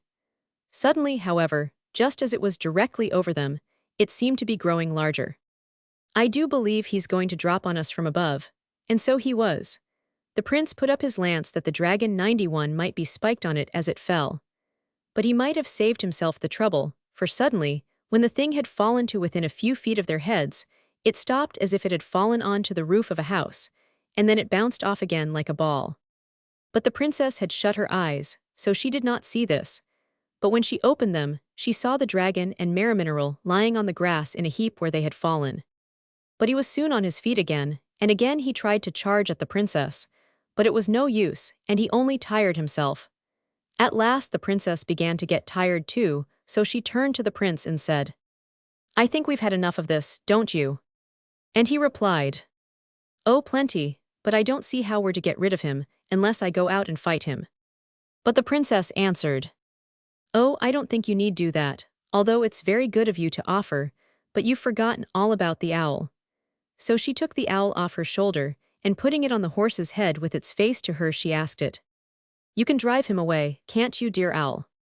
And the owl nodded gravely, so the princess said, "Then I wish you would, only don't hurt him, only drive him away." As she said this, a wonderful change came over the owl. It began to grow bigger and bigger, until it quite covered them over as it spread its wings to fly. Merimineral seemed to know what was coming, for he drew his steed's reins up tight and examined his stirrups and saddle. And then, as the owl flew towards him, he tried to spur the golden dragon against him, but the dragon refused to move, and at last it turned and bolted with its tail between its legs, like a whipped dog. Merimineral tried hard to stop it, but he might as well have tried to stop a mad bull. As he could not stop, and the owl was catching him up, he turned in his saddle and hurled his heavy battle-axe at the owl. But the owl caught it as it flew, and flung it back with such good aim and force that it hit the dragon on the back and cut it clean in half, so that it fell from under Merimineral and left him standing on the ground. But when he saw that the owl was quite close to him, a wonder happened, for he suddenly caught fire at his feet and shot up into the air just as you may have seen a rocket do, and he shot right away, so that the last they saw of him was just as he disappeared over the mountains. But the owl flew back to its mistress quite small again, and it perched once more on her shoulder as affectionately as ever. As to the golden dragon, it had disappeared altogether, and the funny 94 part was that nothing was heard of it ever after, and no one knew how it had gone, so that the only thing that remained was the battle-axe, and that took 7 men to lift it. However, the main thing was that Merimineral had departed, and there seemed no likelihood of his returning. So you may imagine how great the princess's joy was. As soon as he had quite disappeared, she said, "That really does seem to be the last of him." But the prince shook his head. You never know when that sort of man will turn up again, and in the meantime, what are we to do with the giant and the dwarf? I suppose we had better attack them at once and get rid of them." "But why?" asked the princess. "They don't seem to want to fight much, and why should we attack them? Let us go and ask them to go away 95 quietly, and I should think they will." So they went up to where the giant and the dwarf and their forces were standing. "What are you going to do now?" she asked of them. "I don't know," answered the dwarf, and the giant too shook his head. So the princess said, "Will you come and join our rejoicings?" But the dwarf said, "No, I must be going back to my kingdom, or I don't know what won't happen." And the giant said, "And I'll go too, or they might rebel there just as your subjects have done." So he said good day, and in 3 minutes he had disappeared. The dwarf too said good day quite politely for him, and then he struck the ground with the point of his lance, and immediately the earth opened 96 before him, and he marched into the opening at the head of his troops, and with their trumpets blowing and banners waving they disappeared. And the princess never saw them nor their master again, and to tell the truth she was not very sorry. But the prince and princess marched back to the town at the head of the army, and their lord Lysic met them and congratulated the princess on her success, and the people shouted for joy, and the bells pealed gladly. So they marched through the town to the principal city, from which you may remember she had set out on the day before. And there they were received with even greater joy, and for 6 days there was feasting and rejoicing throughout the whole land. But on the 7th day, after the princess had rewarded the knights who had fought the best, the army dispersed, and the town quieted down, and everything went on just as usual. Only the Prince of India remained of all the knights who had fought. He said he was not well, and wanted a rest before he set out for India, which was a long way off. So he stopped and rested, and the winter changed to summer, and the summer to autumn, and he was still there, and he did not seem as if he were likely to go either. The time slipped away quietly enough, and no more was heard of Marimineral, not even a word. One day when the lords of the council had finished sitting for the day, and were departing, Lord Lysic remained, as he always did when he had anything private to say to the princess. So she said, "Well, my lord, what is it that you wish to tell to me today?" "I had come, your majesty, to make a suggestion to you, that it would be greatly to the good of the nation, if your majesty would condescend to think about marrying someone." The princess was so startled that she quite jumped. "Marry anyone? Good gracious me, whom am I to marry? I don't know anyone that I like at all." Lord Lysic stroked his chin. "That is rather a drawback," he said, "but I had thought that perhaps the Prince of India might." But the princess interrupted him.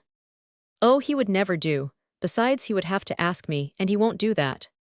But it might have been noticed that she blushed just a little as she said it, so that perhaps she was not quite sincere in what she said. Lord Lysic did not notice that, so he said, "Well, if he won't suit, the only thing to do is to have a tournament, and then you must marry the winner." But she did not seem to like the idea at all. "Suppose the winner should turn 99 out a hunchback, or a cripple, or a very hideous man," she said. "Your majesty might arrange it, so that the candidates should only be allowed to tilt, if they were sufficiently handsome." She agreed to the suggestion. "I suppose it is the only thing to do," she said, and it was arranged that in 4 weeks' time a grand tournament was to take place for the hand of the Princess Ismara, and that all the handsome knights in the world could come if they liked. As to the owl, when he was asked if he liked the arrangement, he gravely nodded his head. So the princess felt quite safe in her choice, and the Prince of India felt contented also, for he knew he had a very good chance of winning, unless some knight of whom he had never heard should suddenly turn up. He spent the time in between in practicing for the tournament, and he ordered a new set 100 of armor to be sent to him from India in time. So everyone seemed pleased with the arrangement, except, perhaps, the ugly knights, but they kept quiet about it. The month went away quietly, except that the town was gradually filling with knights, who were coming to take part in the contest. The lists were erected on a plain just outside the town walls, and on the day before the tournament, the free seats were already filled with people, who had come there determined to get places even if they had to wait all day long, and had to sleep there all night. As you may imagine, the princess did not get much sleep that night, for she was naturally in a great fever of excitement, thinking about who the knight would be. One thing she was sure about, and that was, that if she did not like him she would not have anything to do with him. Even if she won, one had to forfeit her kingdom. However that might be, she did not sleep that night, and on the morrow she felt quite tired. She dressed herself in her most splendid robes, and drove to the lists in a little basketwork pony carriage drawn by 8 little mouse-colored ponies. It was a beautiful day, and the road to the lists was covered with people who were going to look on, or to take part in the tournament, and as she went by they drew up their horses to bow to her, for she had specially forbidden them to cheer. She said it made her head ache. So she drove down the hard, white road bowing and smiling to the people, and they smiled and looked glad too, for they were very fond of their princess. After she had gone along thus for about 5 minutes, she overtook the Prince of India, who was going the same way on his famous horse. The prince did not seem to see her. In fact, 102, he was engaged in looking very hard at his spur on the other side. But the princess did not mean to pass him like that, so she said cheerfully, "Good morning, Prince." He looked up quite astonished. "Good morning, Your Majesty," he said, and he took off his cap and bowed low in his saddle, for you see he had not got his armor on, he had sent it on with his page. The princess did not know exactly what to say next, so for a moment they were silent, and the prince trotted quietly by her side. At last she said, "Are you two going to look on at the tournament?" The prince answered, "I had purposed taking part in it, that is if your majesty thinks I am sufficiently handsome, and if you have no other objection." The princess answered quickly, "Oh, no objection at all. I should like it very much, that is, if you are content to run the risk of your life for such a small prize." But the prince only answered, "Oh, Your Majesty," and her majesty flushed a little at his reply. So they went on again in silence, and the road began to get fuller and fuller of people, and the princess had her time so taken up by managing her ponies, for she was driving herself, you know, that she could not say much. However, just as they reached the entry she said, "By the by, what seat have you got?" "I believe they've given me a seat over on the south side," he answered. "Dear me, how careless of them. Why, you'll have the sun in your face all the time you're not tilting, and it will give you such a headache. You'd better come into the royal box, they've got an awning over that, and you'll be able to see much better. Do come." So the prince gave his horse to his page, and went with the princess and the owl, for you must remember that the owl was always perched on her shoulder. The lists were very gay with horses, and knights and heralds and many and great were the knights that intended to tilt. They had come from the uttermost parts of the world, from Kensington, from Nubia, from everywhere, for you see they did not get the chance of fighting for a princess every day. So you may imagine how many suitors there were. Nearly 1,000 came, but a good many of them were not considered handsome enough, so they either went away in a tiff or else they stayed to look on. Still, it would take a good 3 days before the last man had tilted. The entrance of the princess was the signal for the music to begin, and the procession of knights filed past 105 each one bowing to the princess and making his horse perform feats of skill. And then the tournament began and the knights charged each other, each in their turn. The way they managed it was for each knight to throw lots for the order of their fighting, and then they were to be divided into 2 bodies, the challengers and those to be challenged. And as it came to the turn of each challenger, he rode out and touched the shield of the knight on the other side with whom he wished to fight, and then the victors were to fight it out among themselves until they were all finished except one. The Prince of India happened to be one of the challengers, and his turn did not come until the afternoon. So during the morning, he sat in the royal box talking to the princess or to the lords and maids in waiting. But the princess did not seem to enjoy the gentle and joyous passages of arms at all, for you see she was very 106 soft-hearted, and did not like to see the knights knocked off their horses so very roughly. So, on the whole, she was not nearly so gay as the prince, and indeed, she seemed very unhappy when he went to put on his panoply as his turn came near. However, he soon afterwards came into the lists dressed in his full armor, and you may be sure he looked very splendid, mounted on his black horse, for his armor was entirely of silver, and his shield shone so brightly that it hurt one's eyes to look at it, and his long plumes floated in the wind a great many yards behind him. The spectators cheered him very much as he caracoled from one end of the lists to the other, and the princess quite brightened up as she saw him. "I wonder whose shield he's going to touch," she said to herself, and when she saw who it was she said, "Good gracious me, he's challenged the Knight of Saragos. Why, he's the 107 greatest knight in the world. Oh dear, I'm sure the prince will be beat." However, the knights were now going each to his own station at different ends of the lists. The horses seemed quite as excited as the knights, and they champed their bits and foamed and pawed up the ground, while the heralds read the challenge from the Prince of India to the Knight of Saragos. It seemed as if the princess was right about the strength of the knight, for he was of enormous size, and he looked a veritable pillar of steel as he sat on his horse listening to the challenge. However, the trumpets for the charge sounded, and away went the knights straight towards each other like arrows, each one looking along his spear to see that it was aimed truly for his adversary, covering himself well with his shield. They went so fast that they could hardly be seen, and the crash when they met was louder than the loudest peal of thunder you ever heard. The princess shut her eyes at the sound, but she could not keep them shut, for the people were cheering very loudly. So she opened them reluctantly, and she seemed quite glad to see that the Knight of Saragos had been thrown from his horse by the shock and was rolling in the dust. It was rather odd that she should be pleased at this, because as a rule she was sorry for the conquered knight.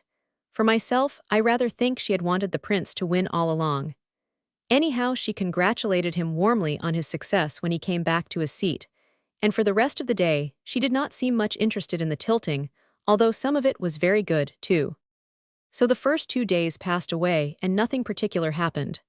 The Prince of India took his turn with the rest, till at last the third day came, and 109 there were only 10 knights left. These, too, the prince overcame, and it seemed as if all was over and he had gained the prize.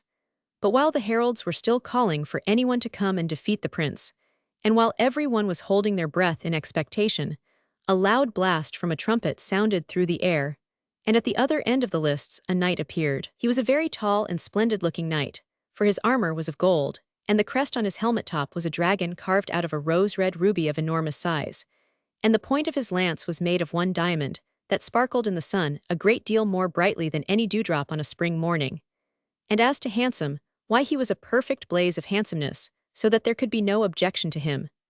The only thing was, no one knew who he was or where he came from. So the princess beckoned him to 110 her, and he came and bowed low in his saddle. "Who are you, Sir Knight?" she asked, "and where do you come from?" "I am the Knight of London, your majesty." "London, London, where's that? I've never heard of it." "London is the capital city of England." "But where is England?" she asked. "I had thought that everyone had heard of England," he said. "However, as no report of England has ever reached your ears, I will tell your majesty. The British Islands, of which England is one, are a set of small islands off the west coast of Europe. They are composed of England, Scot." But here the princess interrupted him. "I thank you, Sir Knight, for your information, but just now the tournament 111 is waiting for you, and I am not very fond of geography lessons." The knight bowed again, and retired to take up his place in the lists. "How very handsome he is," said the princess to one of her maids in waiting. And the lady answered, "Oh, quite too handsome." However, by this time both the knights were in their places, and the princess nodded to the heralds to give the signal. "Laissez aller," they cried, which is the French for go. And they did go with a vengeance. They went so fast that they looked all blurred together like streaks of lightning. And when they met, it was louder than thunder, louder than the shock of avalanches, louder than, well, louder than everything you ever heard, except perhaps when someone lets the tea tray fall down the kitchen stairs. And when the dust cleared up, the poor Knight of India was rolling on the 112 ground in a heap, composed of himself and his horse. But the princess did not seem very sorry for him, so wags the world. The Knight of London, however, was seated in his saddle as firmly as if he were part of it, and as there seemed nothing else to do, he commanded his heralds to challenge anyone who should wish to dispute his right to the victory. But no one came out, for either there was no one else left, or else the knights were afraid to enter the lists against one who had overthrown so easily so doughty a knight as the Prince of India. However that might be, no one turned up, so the Knight of London was declared the victor. The shout that was raised at this declaration was not very tremendous, for most of the people liked the Prince of India, whereas they did not care much for the newcomer. But he did not seem to mind it much, and he went smilingly to the princess. As he 113 came before the royal presence, he made his horse kneel, and advanced kneeling, till he was quite close. Then he said, "As no one appears to dispute my right, I believe I am the victor, and in virtue of that right, I claim your majesty's hand." But the princess laughed. "Oh, we'll see about that tomorrow, there'll be plenty of time then. Meanwhile, this evening we are going to give a ball at the palace, to which all who have taken part in the tournament are invited. Of course you'll come, won't you? Of course I will, at your invitation, your majesty, but— What he was going to say was drowned in an immoderate fit of laughter, which came from the Prince of India. Ha ha ha, he laughed. Can't you see who it is you're talking to? He continued, talking to the princess. The princess drew herself up. I believe I am talking to the Knight of London, she said severely. The Knight of London? Why, he's no more the Knight of London than I am. Why, your majesty must be blind or mad or both not to see who he is. Blind's not enough to express it. You. But he got no farther, for the princess called for the police to arrest him, but before they could get at him, he had fainted, for the spear of the Knight of London had gone right through his side. So the princess told the police to lift him up gently and to carry him to his house in the town. But the Knight of London frowned. If I were you, your majesty, I should order them to cut his head off on the first opportunity. To call you mad and blind, why, I've never heard of such a thing. But the princess said, that would never do. Why, he is an independent prince, and if I hurt him it would bring on a war with India, and goodness knows what else. However, I'll have him turned out of the kingdom as soon as he is well enough to go. However, I am going back now. Mind and be in time this evening. So he went to doff his armor, and she drove home once more, this time without the poor prince, who was being carried behind in an ambulance wagon. The rest of the day passed off somehow, and the night came at last, as knights are in the habit of doing, and with the night came knights, no longer dressed in steel armor, but gorgeous in velvet and silk and evening dress. But however gorgeous and fine they might be, the Knight of London outstripped them all, in dress, manners, looks, and everything else. And the princess said he had the best step of anyone she had ever known, and she ought to know, for she danced with him a great 116 many times. In fact, by the end of the ball she had forgotten all about the poor prince, for the Knight of London was a most enchanting person. Although one thing did seem strange, and that was, that the knight seemed positively afraid of the owl, and at supper time he actually refused to sit on the right hand of the princess because the owl was sitting on her right shoulder. But the owl took no notice of him at all, and never even looked at him, so she thought it was only a rather foolish prejudice on his part. However, the ball came to an end at last, and the princess went to bed and dreamt pleasantly of someone, but it was not the prince this time. And the prince lay tossing on his bed only half dreaming, and not pleasantly, of someone, and it was the princess. As for the Knight of London, nobody knows what he dreamt about, and to tell the truth 117 nobody cared. But the owl sat at the head of the princess's bed and slept calmly. He did not dream. Owls are not in the habit of dreaming, they are a good deal wiser. When the next morning came, the Knight of London came with it, and he wanted to know when the princess would marry him. But the princess put him off, for somehow, although she liked him very much, she did not altogether relish the idea of marrying so soon. So she told him that he must wait until the lords of the council had given their consent, and they were not going to meet till the next day, so he would have to wait till then. But the knight did not like this at all. At all events, my dear princess, he said, you might promise to marry me, for after all, I did win the tournament, you see, and so. But the princess put her hand to her chin, and rubbed it softly as if she 118 were thinking very deeply. And no doubt she was, and shook her head emphatically. No, I can't promise until the council have given their consent, for you see that would be unconstitutional, and I can't be that even for you. The knight seemed quite angry. Bother the unconstitutionality, he said. What does the stupid old council want to blunder into such matters? But the princess stopped him. Oh, you mustn't say that, please don't say that, she said. It's not a stupid old council, it's a very nice old council, and it's much nicer than you are. When you get angry like that you're not at all nice, so just be quiet, now do. And he had to be quiet, for he was afraid of making her really angry. She too was afraid she had hurt his feelings by telling him to be quiet. So she asked him to join the hunt that was preparing outside, and he of course 119 accepted her invitation, for you see he was only too glad to make it up. They rode out of the town, and soon a deer was started, and the chase swept through the tall trees after it over the thick carpet of fallen leaves and between the trunks of the beech trees. As a rule, the princess's horse was swifter than any of the deer they started, but this one seemed an exception to the rule, for it went on at just the rate she did, keeping always at the same speed whether she pulled her horse in or let it go at the top of its speed. The princess was quite annoyed at this. Gradually, she passed all the knights and huntsmen who were laboring forward at full gallop, And then she came up with the horse-stung hounds, who were running steadily along with their noses close to the ground. And then she passed them too, and their deep mouthing sounded behind. And gradually the shouts of the huntsmen and 120, the cries of the dogs, and all the sounds of the chase died away behind. And still the deer kept steadily forward. Just at this time, she noticed the heavy gallop of a horse behind her, and looking round she saw the Knight of London cantering easily behind. So she slackened her speed a little to let him come up, and then she stopped to let the rest of the chase come up with her. And when she stopped, the deer stopped too, and nibbled quietly at a flower that was growing at the foot of a tree. By this time the knight had come up with her, and she said, "So here you are. What an annoying thing that deer is. I can't catch it up, do whatever I may, and my horse used to be thought the fastest in the world, except one," she added after a moment. "That is strange," said the knight. "I used always to think mine the fastest in the world, and indeed, your 121 Majesty, I think it is quite as fast as yours." "I do believe it is," she said. "It's most annoying. Every second person I see now has a horse as fast as mine. However, we'll try a race as soon as the rest have caught us up." Just at that moment, a hound's bay came from close behind them, and the deer started off again. "There it goes," said the princess, and again she started off, and the knight kept close beside her.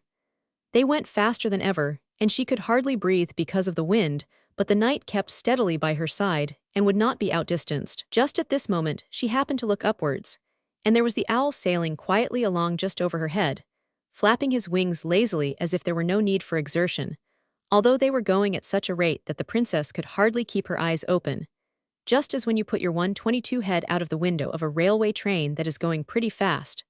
A thing, by the by, that it is to be hoped you never do, or you might get your nose chopped off against a post. When she looked down from the owl, to her surprise the deer had vanished altogether, and although she rubbed her eyes she could not see it anywhere, and although they galloped still farther on, no deer made its appearance, and the forest had become dark and thick and she had never been there before. So she drew her horse in so suddenly that its hoofs threw up the copper-colored beech leaves in showers, and the knight shot some distance in advance. However, he turned and came back. So the princess said, "What are we to do now?" "Go back, I suppose," he answered. "But I don't know the way," she said. "And we are near the country of the Magi, and they're the most frightful creatures, who would tear us up and 123 eat us if they knew where to find us." The knight smiled. "I could save you from them," he said. But the princess said reflectively, "I don't know so much about that, for you see they're very strong, and how dark it's getting. It must be past 5, and it will soon be night." I dare say if she had been alone she would have had a good cry, but that wouldn't do before strangers. It was still getting darker, and she began to feel very uncomfortable, for the howl of a wolf came down on the breeze, and a squirrel that had been searching for nuts darted home to its hole, scuttling along as fast as it could. So she said, "Come, let us be quick and get away. Promise to marry me first." But she only said, "Oh, I'll see about that when we're safe, so do come." What the knight would have answered was never known, for just then the owl, who was seated on her shoulder, gave a mournful too-woo, at which the horse of the knight jumped back nearly 10 feet and almost threw him with the unexpected shock.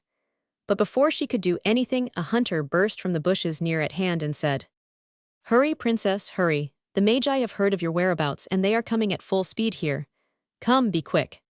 But the princess said, "But what will you do, old man, for you have no horse?" But he smiled contemptuously. "Horse, I don't want a horse, why I can run as well as any deer, come, come." And he caught the bridle of her horse, and away they went. And for the moment she forgot all about the knight, for from behind came the sound of 125 crashing branches, and she knew that the Magi were following them. But the old hunter ran in front of the horse, tugging at the bridle rein and shouting to her to go faster, so she leant forward and whispered in her horse's ear, and it stretched forward with such speed that it outsped the wind. Gradually the sounds behind began to get less and less, and the wood began to get lighter, and at last they jumped a little brook, and were at the end of the forest in a smooth meadow. Here the old man stopped. "You are safe now," he said, and she drew a sigh of relief. "At last," she said, "but how can I reward you, my preserver? Would you like a lock of my hair, or a purse full of gold, or a—" "Well, that wouldn't do. You see I can't well offer to marry you, though that's what princesses generally do to their preservers. You'd better choose something for 126 yourself. I will grant it, whatever it is." But the old man shook his head. I want no reward, your majesty, I only did my duty. I couldn't have done less. See, here come some of the hunters whom you left behind. And just then several of them came up, and when they saw her they shouted and blew their horns to let the others know that the princess was found. But the huntsman said, Good day, your majesty, I must go. But you haven't got your reward yet. But he shook his head. I want no reward, he said. And before the princess could say any more he stepped into the forest and was seen no more, so she turned her horse towards the town. On her way she met the head huntsman, so she drew rein and said, Why did you not follow on the scent of the deer? It lay so thinly, your majesty, that the dogs could not follow, and they soon gave in. But you should have followed me, at any rate.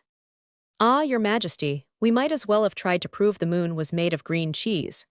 Besides, your majesty had one cavalier, and sometimes two's company and three's none. Just at this moment, the princess remembered the knight. Good gracious, she said, what has become of the knight, have none of you seen him? But none of them had, and although the question went far and wide no news came of him, nor could he be seen anywhere.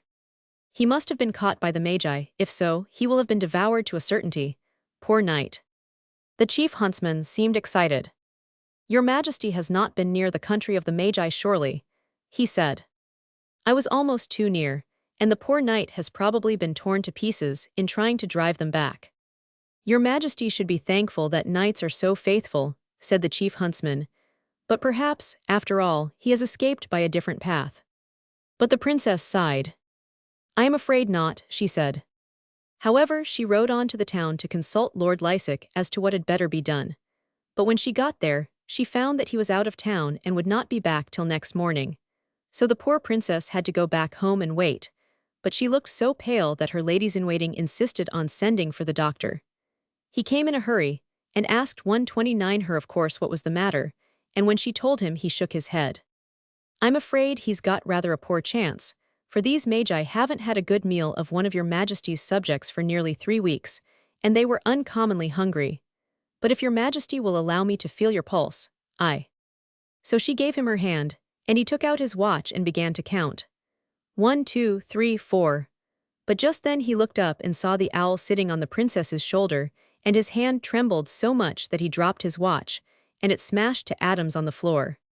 Oh dear, there goes 10 and 6pence, he groaned, and I shan't be able to get another for ever so long. Do you know, your majesty, I think you are somewhat feverish, and you had better go to bed. And meanwhile the owl is too exciting for you. If you could let it be put in a cellar and 1:30 let it have nothing to eat for, say, 3 weeks, perhaps it might not be so fiery after that. The princess smiled. Perhaps you would like to take him there yourself, she said. But the doctor said, Good gracious, no, I think he's perfectly capable of taking himself without any assistance.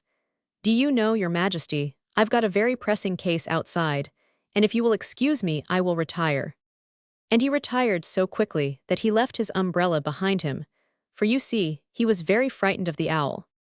Acting on his advice, the princess went to bed, and dismissed her ladies-in-waiting, and told them not to come to the room again until she called for them. And then she lay with her hand under her head, thinking of nothing in particular, and the owl sat on the top of the canopy over her bed. Suddenly she heaved a deep sigh. I wish I knew what had become of him, she thought to herself.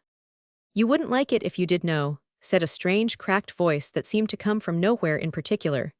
She started up and looked all round the room, but there was no one to be seen, so she thought it was all imagination and lay down again. And again she thought to herself, how I should like to be with him. No, you wouldn't, said the voice. This time she was sure it came from the owl, so she asked quite softly, Did you say that, cherished owl? And the owl answered, I 999. But I thought you could not speak, dear owl. Well, you see, I can sometimes, when it's necessary. But how did you know what I was thinking? For I did not speak aloud. Ah, you see, princess, I can't tell you that, it's quite enough for you that I can tell. But why do you say, I should not like to see him? Because you wouldn't.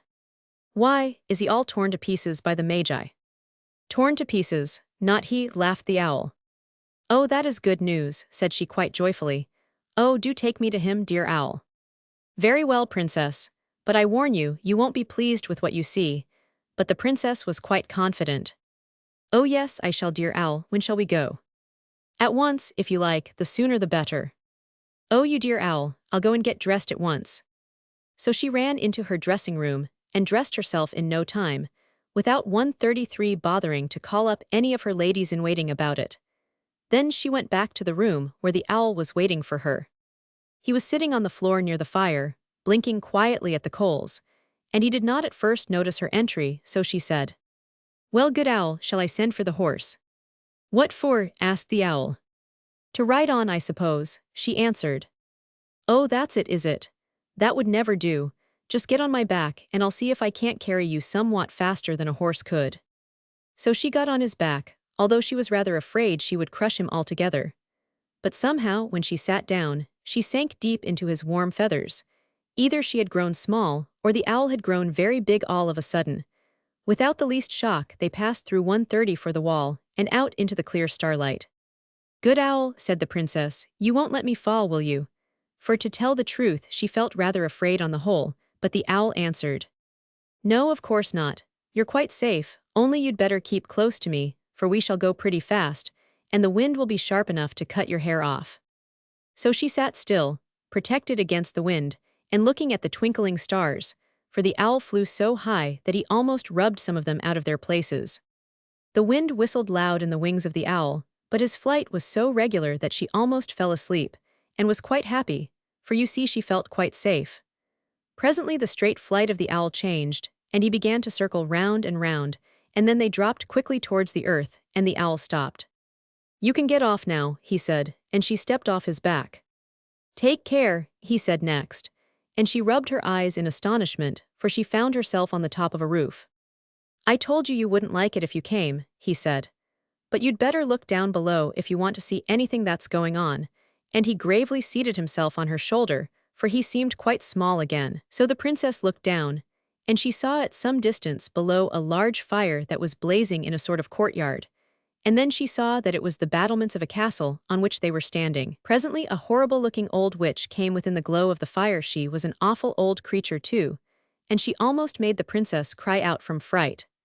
She seated herself near the fire, and began to beat the ground angrily with the handle of a broom 136 that she carried, and every now and then muttered as she did so, "How awfully late he is, why don't he come?" and various other complaints of his lateness. "But who is he?" asked the princess of the owl in a whisper. "Wait and you'll see," said the owl. Just then something peculiar happened down below. A couple of men appeared suddenly. They did not seem to come from anywhere in particular, but they were there all the same. The princess almost screamed with astonishment, but she checked herself in time by stuffing a pocket handkerchief into her mouth, for one of the men whom she saw was the Knight of London, and the other was Magog, the King of the Magi. And the Knight of London did not seem to be on bad terms with the King of the Magi. "You've come at last," growled the 137 old woman, in a voice something between the squeaking of a slate pencil on a slate and the growling of a bear with a sore head. "I couldn't come any sooner, mother," said the Knight of London soothingly. "You see, I had to wait for her to promise to marry me." "Well, has she promised?" said the witch. "Not yet." "Then why on earth not?" "She said she had to wait for the consent of the council." "Why didn't you eat her?" said Magog sleepily, and then, without waiting for an answer, he curled himself up close to the fire and went to sleep. But the old witch went on. "Well, and what are your plans now?" "I'm going back tomorrow morning, and I'm going to take old Magog, and pretend that he's my prisoner of war 138, and then the stupid old council will say I've done a service to the state, and they will give me the hand of the princess for my pains. But supposing they do? Then I shall cut them all to pieces, and kill the princess, and make myself king by force, for you see nothing can cut through my armor, except one thing." "And what's that?" asked the witch. "Well, I don't mind telling you, mother, because you won't go and tell anyone. It's paper." "That's a funny sort of thing to cut through armor." "It may be funny," answered the knight, "but it's true all the same, and if the Prince of India had found it out I should not be where I am now, only he didn't, you see." "So much the worse for him," said the witch, "but is there nothing at all but paper that can cut through it?" "Well, there is one thing that can, the beak of the owl, to wit." "Tu woo," suddenly cried the owl. The effect of this sudden cry was tremendous, The knight clung to his mother and cried out in a piteous voice, "Oh mother, mother, it's the owl, save me." "How on earth can I save you if you hang on me like this?" said his mother. "Just throw some more wood on so that we can see this owl, and I'll fling my broom at it and see if that won't bring it down." But the princess lent her head to the owl and said, "Dear owl, let's go, I've seen quite enough." And the owl seemed to think the same, for he said, "All right, just get on my back again and we'll go."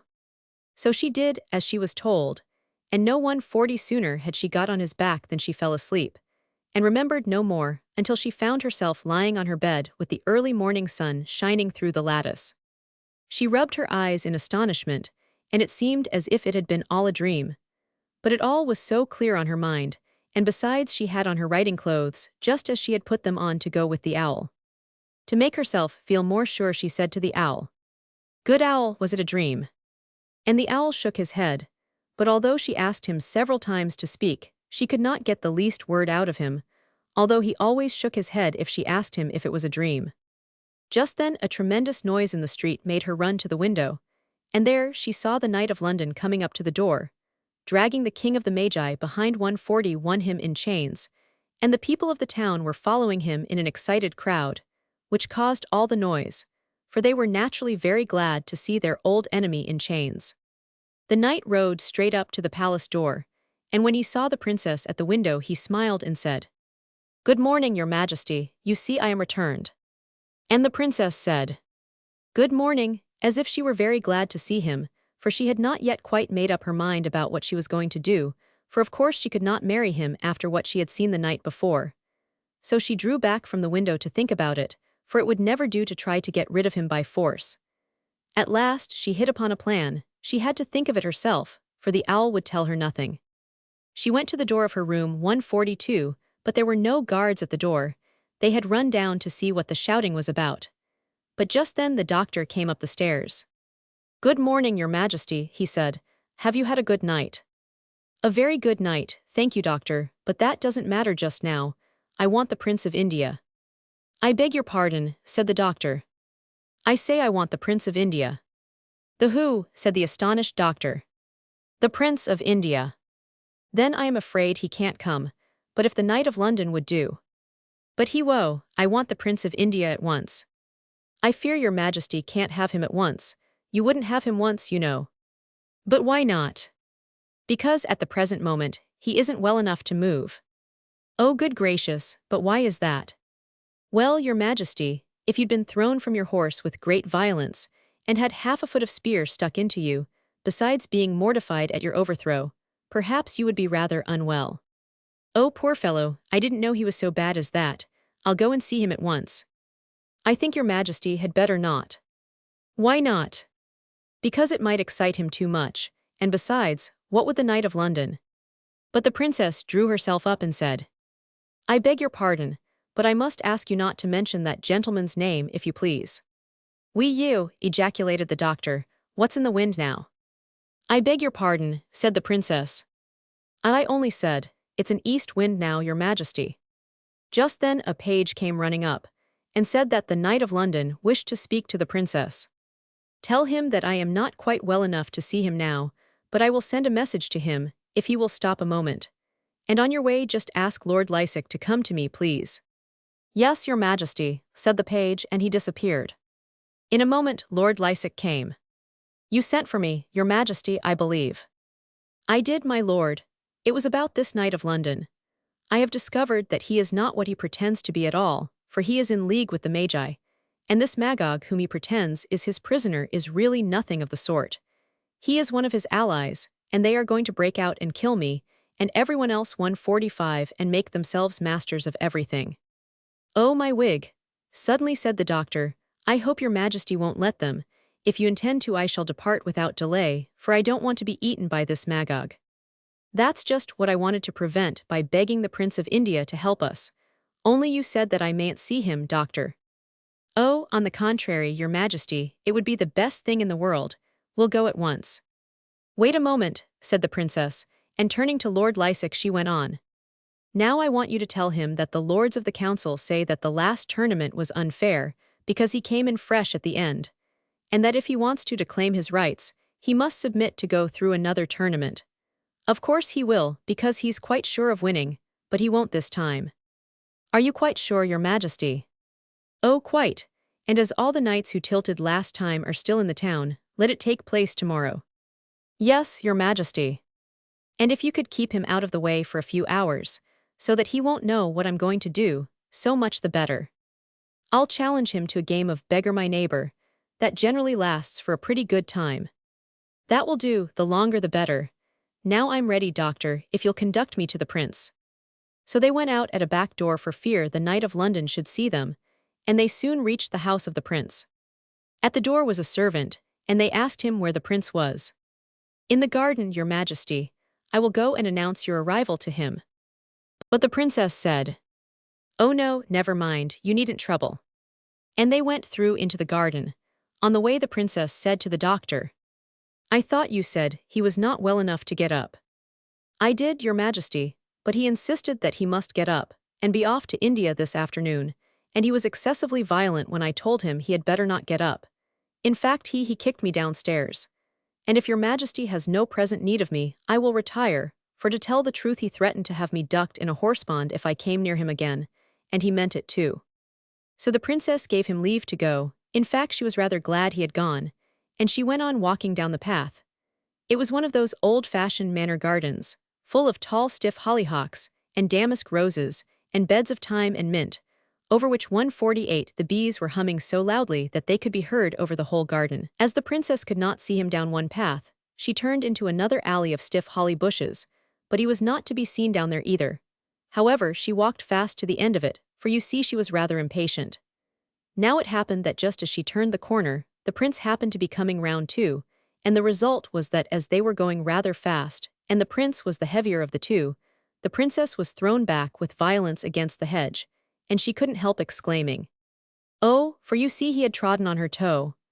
As for the prince, he could scarcely stand, for the shock and the sight of the princess together produced a tremendous effect, as you may imagine, for she was the last person he had expected to see.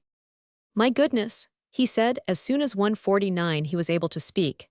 Your Majesty, I hope I haven't hurt you. I am really very sorry. I am very sorry. Will you allow me to help you to a seat? For I see I have trodden on your foot. Her Majesty said, Oh no, not at all, thank you. But all the same she let him give her his arm and help her to a seat. It was a rustic seat, one of those queer seats made of branches of trees, and it stood in an arbor formed of rose bushes, and there was plenty of room for two, so she said, Won't you sit down, Prince? But he answered, I really have not the time, Your Majesty. I was just about to start for India, and if Your Majesty has no further need of me, I will go and send an attendant. But she did not seem to hear the last part of his sentence, for she answered, You were going away without saying 150 goodbye to me. Perhaps, however, you intended to call as you passed the palace. I really had not intended to, Your Majesty, for you seem to have so many affairs that I might have interrupted, that I thought it as well to go without troubling you. You shouldn't have thought that. You see, I have had so many affairs of state occupying me that I could not possibly get round to call, and you didn't choose to come and see me, which was rather, I think, however, that doesn't matter now. I have come to ask you to stop a little longer, till the day after tomorrow, if you won't stop after that. But the prince shook his head. I have to go immediately. Affairs of state, demand my presence in India, and I must go at once, Your Majesty. Can't you really stop a little, Prince? I really can't, Your Majesty, that is. Oh, please do, I'll tell you something if you like. I've found out who the Knight of London is. And then, Your Majesty, inquired the prince. I don't know what else. I thought that would be enough for you. I don't understand you, Your Majesty. I mean that when I didn't know he was a wizard I thought he was very enchanting, but when I found out he was an enchanter, I thought you were enchanter. I mean more enchanting. The prince was just saying, Oh, Your Majesty, when a peculiar noise from the back of the arbor made them both start, and the princess jumped up so violently that the owl, who had meanwhile gone to sleep, was nearly shaken off her shoulder. What was that? She said. It sounded like somebody laughing 152, or trying to keep from laughing rather. Just wait a moment, I'll see who it was. And he went round behind the arbor. He soon returned bringing the doctor with him, and the doctor did not seem at all happy either. "Why," said the princess, "I thought you were going to leave me. How is it that you came like this behind the arbor? I might just as well ask your majesty why you came here." "You might, but it would not be answering my question. I happened to come round there, your majesty, to read a book in the shade, and I happened to drop off to sleep, and the noise you heard was my snoring." "But how did you know we heard a noise if you were asleep at the time?" I don't exactly know, your majesty. It's quite clear you were listening. I'll excuse you this time, but if I catch 153 you eavesdropping again, I'll make the owl take you up into the sky and drop you. That may be a drop too much for you. You can go now, but don't do so any more." But the prince had still hold of him. "By the by," he said, "there's a horse-pond near here. I think I'll just take you there and throw you in, as I said I would if I caught you again." But the princess said, "Oh, let him go, prince," and the doctor hurried off at a great rate. "I don't think he'll come back again in a hurry," said the prince. "Meanwhile, what about the Knight of London? I must get rid of him as soon as I can, and I want you to help me." Your majesty, but how?" "The council have decided that last tournament was not fair, because the knight came in fresh, and you were already tired out.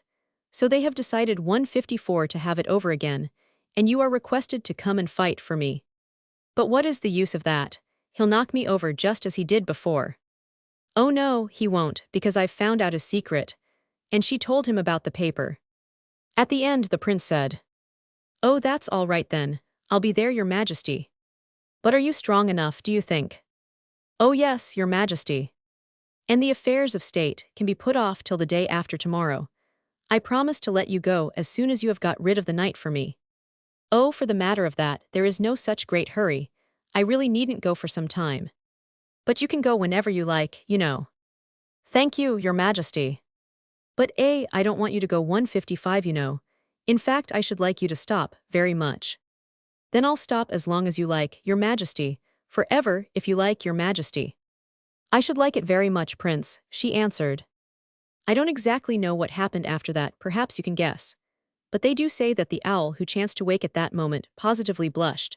But then people are fond of exaggerating, and the owl did not seem to object, so I suppose it was all right. And when the princess went back to the palace, the prince was quite good-tempered again, whereas before her visit he had been so angry that all his servants had left in a body. However, they came back when they found he was quiet again. So the princess was quite happy once more, as you may imagine, only there was one nasty thing she had to do, and that was to send a note to the 156th Knight of London thanking him for having taken prisoner the King of the Magi, and hoping that he would be successful at the tournament on the next day. For you see, she was not well enough to see him, and he was quite sure of winning, as he had done before, so he did not mind it very much. The next day came, and the princess was at the lists as before, and the crowd was just as great too, only there were very many less knights to fight. For the Knight of London was the challenger, and they had seen how he had treated the Prince of India, and they did not care to be tumbled over in such a very unceremonious way. However, 2 or 3 of the bravest in the world came and answered his challenge, but it was no use. They might just as well not have tried, for they were thrown from their horses so violently that they were most of them seriously hurt. So it seemed as if he was going to have it all his own way. 157, for the prince had as yet not put in an appearance, and the spectators began to call for him. For, as I said before, they liked the prince better than the knight. Although he was so very handsome, still there was a something about him that they did not like at all. But the knight had overcome all who had chosen to come against him, and his trumpets were sounding the challenge for the last time. And then their echoes died away, and still no answering trumpet came, and the princess was beginning to feel afraid that he had gone off to India and left her. But just as the knight was advancing to claim his rights, a trumpet blast rang out brazen and shrill on the still air, and the Prince of India rode into the lists. He was still pale from his illness, but the people cheered him loudly, and the princess gave a sigh of relief, and quite flushed with joy and excitement. "He'll win this time," she said to Lord Lysick, who was standing near her. "I don't know so much about that," he answered, "for you see the Knight of London is in very good form today, and just look at the prince's shield. It's made of cardboard, I should think. Yes, it is. I am afraid his last defeat has rather turned his head." The princess smiled and nodded.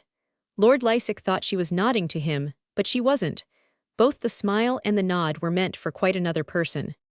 However, the combatants were already in their places, so she signed to the heralds to give the signal. "Laces aller," they cried, and once again the knight and prince charged each other.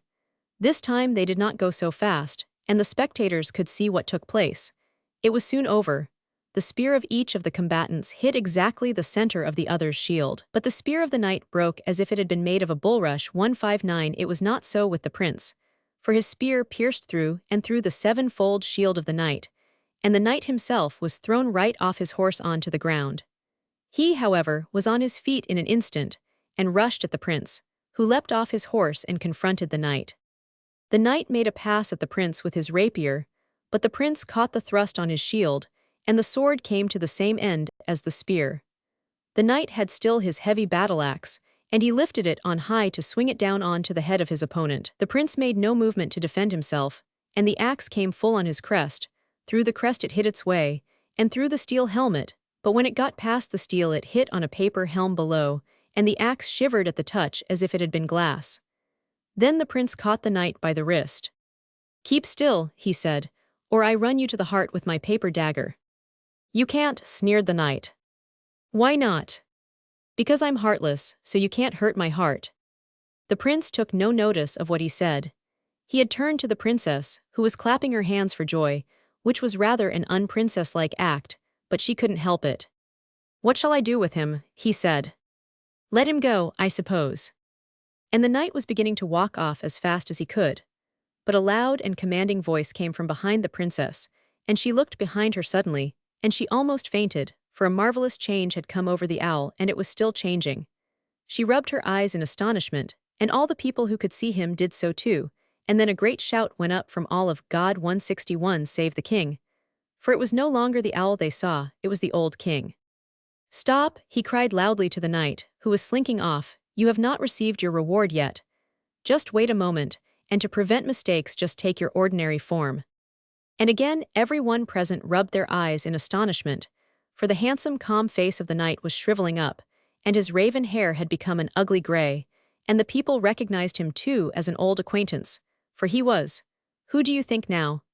Why, he was Merimineral. It seemed as if that day gave two instances of old friends with new faces. Although he didn't at all seem to want to stay, he was obliged to stop at the king's voice. So he stood in the middle of the lists looking very uncomfortable, for everyone was looking at him. The king began. "Now let us see how many crimes you have committed. You have broken your oath, isn't that right?" "Oh, quite correct, your majesty." "And you have rebelled against my daughter." "Quite correct, your majesty." "And you have intended to murder her." "Just so, your majesty." "And you tried to marry her." "I should have been only too pleased, your majesty." "And you don't repent, do you?" "Not at all, your majesty." "And the right punishment for each of your crimes is death." "Just so, your majesty." "But I don't care to sentence you to death, it's not hard enough. I sentence you to live underground for 10,000 years. 10,000 years, your majesty." "You can go at once, and if I catch 163 you above ground, I shouldn't like to be you." "No, your majesty, good day." And he kissed his hand to the princess, and bowed gallantly to the Prince of India, and then the ground gave way under him, and he has never been heard of since. But the king turned to the Prince of India and said, "You may go now, prince." The prince looked astonished. "I do not quite understand, your majesty," he said. The king looked at him and said, "You seem to be uncommonly hard of understanding, cousin of India. I said you can go." "But I don't want to go, your majesty," the prince answered, getting a little red. "Oh, don't you?" said the king. "From what I heard of a certain pleasant conversation in a certain 164 summer house, you seem to have important affairs of state that demanded instant attention." Here the doctor suddenly remarked, "If you will excuse me, your majesty, I beg to differ from you when you refer to that conversation as pleasant.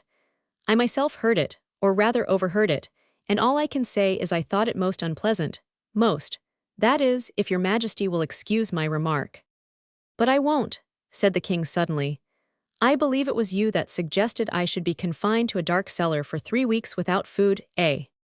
But the doctor suddenly remembered that he had an important case that demanded instant attention. The king turned to the princess and said, "Well, I suppose you can settle it for yourselves, you two, because I'm 165 going now. I shall come and see you every 7 years. Goodbye." And he suddenly turned into the brown owl and flitted noiselessly off, before they could say goodbye or anything else. The prince found that he could manage to postpone his affairs of state indefinitely, and in a few days, the prince and princess were married and lived happily ever afterwards. The end.